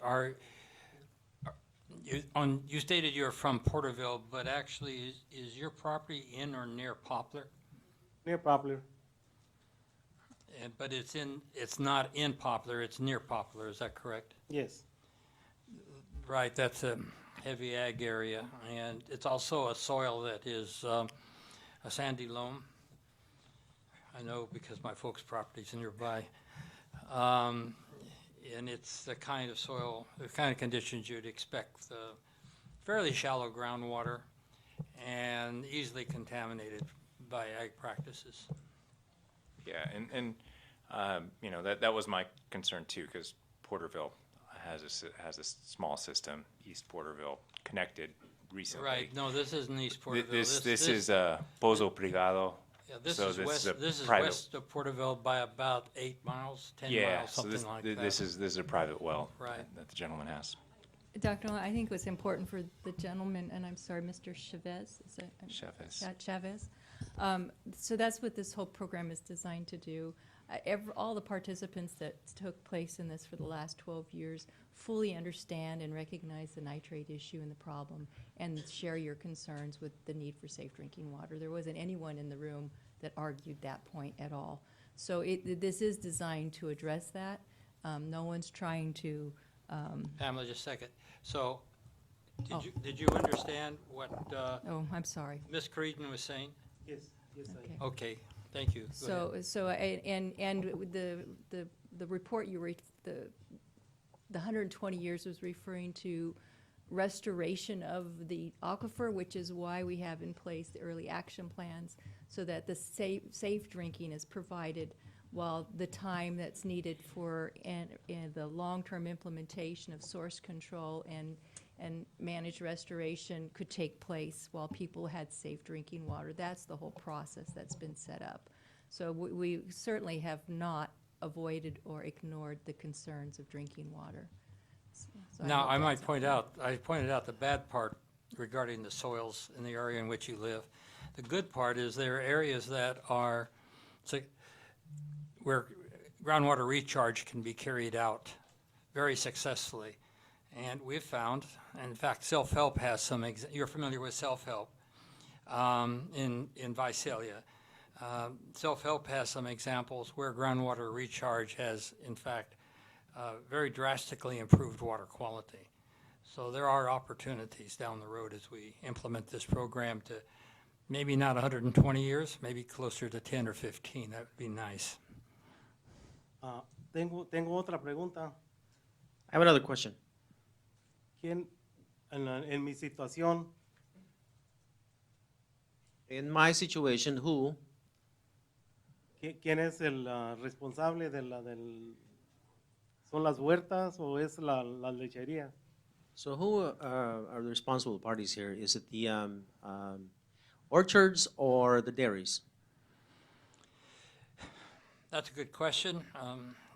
And I'll let council answer that, but a lot of this is legacy, and sometimes we don't know. And sometimes it's septic tanks, the individual septic tanks. In my parents' case, their well was contaminated because there was a nearby small lake that someone constructed and the wildfowl came in. And you could see seasonally as the wildfowl came, you got the contamination. So it can be any number of sources, but ag practices have been a major part of this in the past. Is there something you can add, Patrick? Yeah, I think without weighing into your specific situation, because I don't know what the geology and who is near your property, I think that with this process here, orchards, ag lands, publicly owned treatment works, dairies are all going to be working together to find solutions for drinking water problems like the problems that you face. I think that that's what this whole process is about. And if this goes forward, and if we can take this forward to the State Water Board, and if your property is within an area that is subject to an early action plan under this proposal, We would expect to be working on drinking water solutions in about a year after the state board approval process is done, so in the very near future. And if it is not in one of those high priority areas, you can petition the board to ask them for consideration. So it's, without having you in public tell us where you are, we can have staff Please. work with you. Okay. Creo que es todo por lo que tengo que hablar y otra pregunta. I think that's all I've got to say. Oh, I got one more question. Si algún día se resuelve mi situación como la de muchos vecinos que tengo, If someday this problem is resolved to me and all my neighbors, la ayuda para personas individuales como yo, ¿cómo llegaría? and so how would aid come to individuals like myself? Para el pueblo, el condado, Will it be the city, the county? Well, to be honest with you, it's a county responsibility, but we found out that the states had to step up. I don't know if you can go further. To be totally honest, we have gone out and knocked on individual houses with flyers in Spanish, in other languages, to let people know. We have partnered with other organizations to do that type of outreach. I don't know what your situation looks like exactly, but as part of the CV Salts effort, there's going to be everything from town hall meetings to meetings at community centers to folks actually getting out there with flyers in hand and walking from door to door. So everything we can do is what we're going to be relying on. Sí, porque como la situación de ahora, se acabaron los fondos. So at this point, the funds were depleted. Y ya nos dejaron de dar agua. They're not giving us any more water. Y ese es el problema, o cómo trabaja bueno, es mucha pregunta, pero creo que entendieron la pregunta que hice. Gracias. So there's a lot to be talked about, but maybe you did understand the question. Thank you. So, Dr. Long, I'm not sure what he's referring to in terms of funding or whatnot, but staff can follow up on that to see, and we can maybe get him in touch with drinking water if we need to. Yes.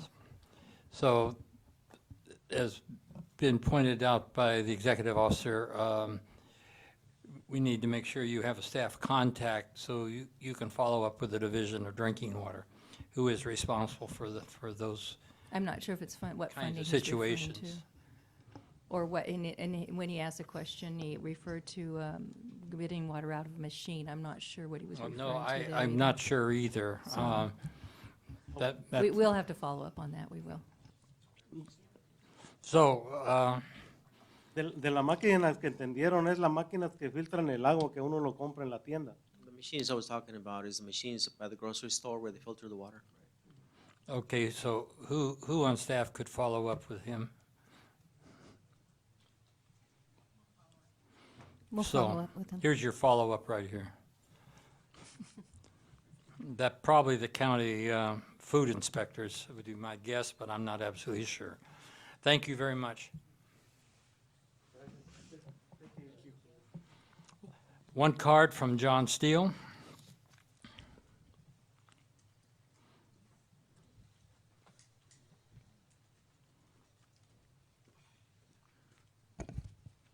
Good afternoon. My name is John Steele. I'm a resident of North Davis Meadows in Yolo County. We have about 95 residents in our neighborhood, and we're served by 2 wells. For the past 12 years, our nitrate levels have exceeded state standards. Let me interrupt you. Yes. Two wells, which means you fall off the list or off the table in terms of what the state looks at. Let me you're keep going, down- please. Yeah, you're down in that area. Right. In our immediate area, there are numerous other private wells. The Binning tract south of us, about a half a mile, has nearly 50 residents. They're all on individual wells. We are currently a priority 2 area, and I am here today to request that we get moved up in priority to priority 1 so we can expedite a work plan to improve our water quality and possibly qualify for priority.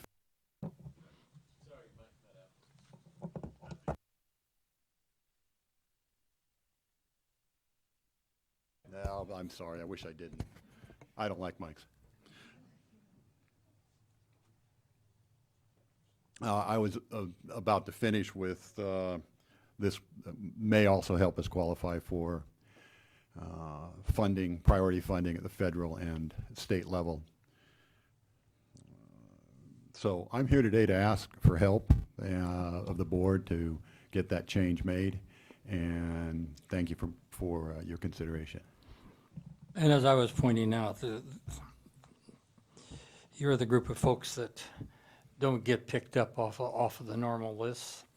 The individual well units are no more than 2 or 3 connections on a well, and that's a critical issue. These come under the bit when we put together the management zones, am I correct? Where we're considering prioritization at that point? No, the concern in this particular case, and we did receive several comment letters from residents in the Right. community, it's in your packet. They are in a basin that's currently priority 2. They're requesting consideration to be moved, some area moved into a priority 1 consideration. They provided information on 2 wells that were utilized, but the information was limited. So there really wasn't enough available for staff to be able to even bring something to the board for consideration. So in our response, we pointed to the fact that we needed additional information. We needed to know the boundaries, a little more information on the wells, who they knew were impacted, the area of concern, and we suggested that they work directly with staff so we could better understand where they were located and how it may fit into our program. And have they responded back? We just put out the comment letters last week, so Okay. I'm not sure if they've read the responses yet. So this is the contact that has to be made with staff to get the information they need so they can move forward with that. Okay. And for staff contact, you need that information.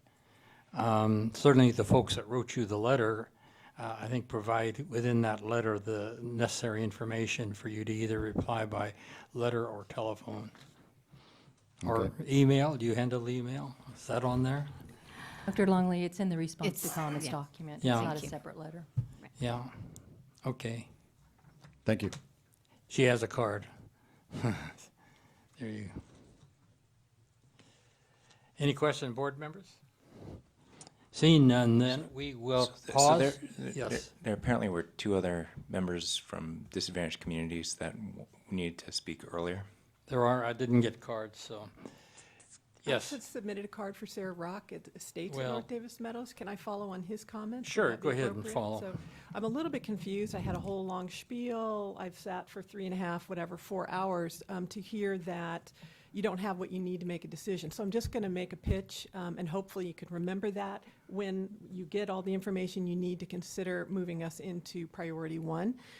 We are the first family to live in Estates at North Davis Meadows. We've been living with bad water for 12 years.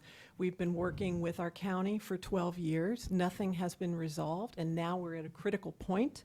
And one of the options we may be forced into, if we're not moved into priority 1, is to a City of Davis solution that'll cost probably over $10,000 a year per family. My family will have to move out of the neighborhood if that's passed. So we feel like we have a fully organized community of stakeholders. We've done all the groundwork. We're together, we're working, we've done everything this panel's been talking about all morning in terms of an ideal stakeholder group and community to solve our own problems. We'd like to be able to do that, but we need to get some funding to do it. So if I could just put that out there for you, we will certainly get anything else that staff needs, as long as we're clear about that, because we have 12 years of information, engineering studies, and so on. So we don't know why we're priority 2. We know you have the discretion to move us to 1, and we just respectfully request that you consider that. Any questions? Question from board members? Yeah, who has the authority to make the change? Board or staff? So at this stage, we have priority basins identified in the basin plan. YOLO is a priority 2 basin. We are prioritizing some of the basins with the worst water quality impacts and the most dire drinking water problems. Folks who are actually drinking nitrate impacted water and are unaware of it or have absolutely no other option for their drinking water. There is a small community in North Davis. I'm not sure. 95 homes. 95 homes. Is that small? It is within the scope of things that we look at. We have a community in North Davis. It is not a disadvantaged community. It is not a severely disadvantaged community. And so some of the prioritizations were based on that. There is an opportunity for this community to submit additional information for the board to work very hard to get notices to comply out to dischargers within that area. But again, I think the board's prioritization, as you see it in the Basin Plan Amendment, is to address the critical drinking water needs of disadvantaged communities, of folks who are actually drinking impacted water right now. We understand that this community has a problem, but I don't know if their priority situation as they've presented it today merits moving that up. Their water will be addressed. Their water will ultimately be addressed by notices to comply because they are in a priority 2 basin. As I mentioned, it's a difference of months in how the board will issue the notices to comply to dischargers in that area. I fully appreciate the priority of disadvantaged communities. I work with disadvantaged communities for my profession. I don't think being disadvantaged is a requirement under state water law to have access to safe drinking water. We don't have that currently. We haven't had it for 12 years. People have cobbled together solutions. We have also put together strategic solutions in terms of engineering studies and so on. We need the funding to be able to do that. And I guess I'm not clear on what the disadvantage would be to the state if you prioritized us as 1, since we're moving rapidly on our own and have done everything without the help so far of the government. We will get this done. So what is the disadvantage to making us a 1? Can I ask one question? You mentioned 12 years several times. Is 12 years ago, what was the event? Was that when the houses were built, or was there some change in monitoring or discharge that? That's when we were put under a no-drink order. So we've been under a no-drink order for 12 years. We've been in the community for 20. And who put, just to be clear, who put out the no-drink order? I think the State Department of Public Health. Yeah, the Okay. CSA under the State Department of Public Health direction. Okay. Dr. Longley, staff is not saying no to their request. They're saying they simply need more, and we need to get that. I don't think we have the information to, you may well be entitled to priority 1, but I think we need the data to be able to make that clear determination. And you say you have it, so I think it's. I'm frankly, I'm personally not aware of exactly what's been asked for, but we have folks working on that. So whatever we have that we can get back, we will. And yeah, since it's discretionary, we did want to make a pitch for that today since we're here. And yeah, so we'll get that information or work with staff to do that. Any further questions or comments by board Well, members? just the solution is to work closely with staff.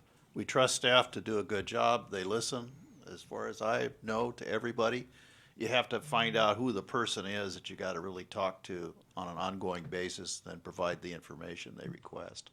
And it's a thorough process we engage in, so we need. And I understand that, and we'll absolutely do it, but I do think that often community members will disagree with the staff recommendation, which is what we're doing now. The staff originally, and again, new information, perhaps that'll change, but I do just I wanted you to hear from the community and from us why we think it's a priority and why it should be moved to priority 1, so that we can balance that with staff recommendation, so. Okay, Very good. thank you. Thank you very much. Is there anybody else? So I was just, Patrick mentioned the two folks, they're both from Delhi, speaking on community, or their neighbors that are on private wells.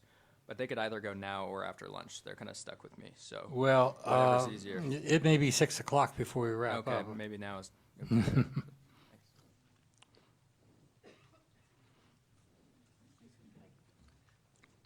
Sorry, staff asked for something, and you had some additional information.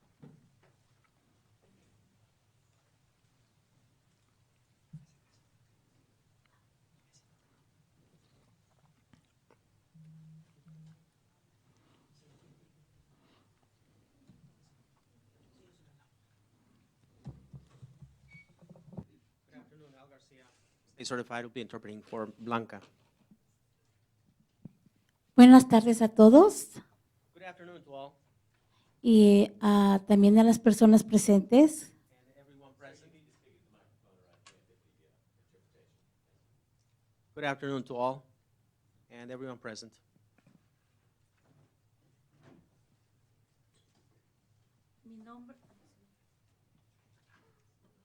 Mi nombre es Blanca Lozano.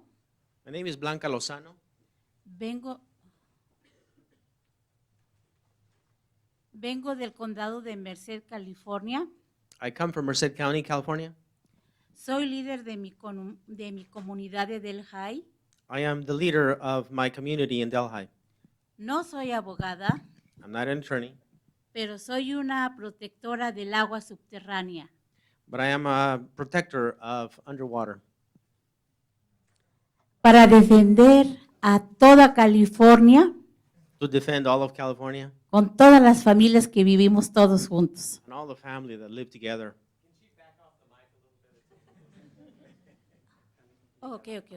Ok. Yo estoy aquí para que hagamos reflexión de toda esta situación. I'm here to bring consciousness to all this situation. Por favor, necesitamos su apoyo para que le digan a los agricultores que Please. usen menos fertilizantes en sus tierras. Please, I'm here to tell you to please inform all the farmers to use less fertilizers in their lands. Ellos están contaminando el agua subterránea. They are contaminating the groundwater. Necesitamos que los agricultores We need for the farmers cuiden de nuestras vidas, to take care of our lives porque solamente se vive una vez. because you only live once. Vivimos en el estado de oro, We live in the Golden State, que es un metal muy valioso para mucha gente. which happens to be a very valuable metal for many people. Pero piensen todos ustedes, But all of us, let's think, ¿qué es más valioso el agua para vivir? because water is most valuable for us to live. Sin el agua, el cuerpo no tiene vida. Without water, the body has no life. Dios nos dio la vida God gave us life, y les digo esto. and I tell you this. ¿Por qué? Why? ¿Por qué? Why? Tenemos que tener una vida más corta tomando agua contaminada. Do we need to have a shorter life drinking contaminated water? Muchas familias tienen un familiar con cáncer. Many families have at least one member with cancer. Por favor, Please, piensen en todas las familias, que todos tomemos think of all the families so that we can all drink agua saludable healthy water para tener una vida saludable. can have a healthy life. Dios los bendiga a todos ustedes God bless you all y a los agricultores también. and the farmers as well. Y muchas gracias por escuchar mi petición And thank you for listening to my petition. y ayudemos a todas las familias de California para ser felices. And let's help all the families of California to be happy. Thank you. Thank you. Any questions or comments? Thank you very much. Next person, please.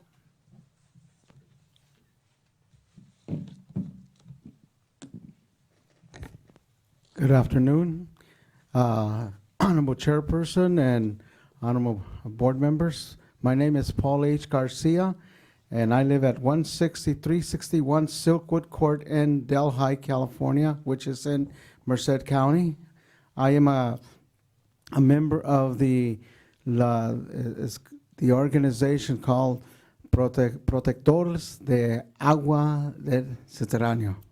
Okay, and we are representing the whole San Joaquin Valley of communities where the water is contaminated. Also, there are some wells also as well. But I really wanted to thank you for one, providing some bottled water for communities where it's really bad and contaminated. But I disagree on two, where the farmers and dairymen are contaminating our water by using too much fertilizer that produces nitrate.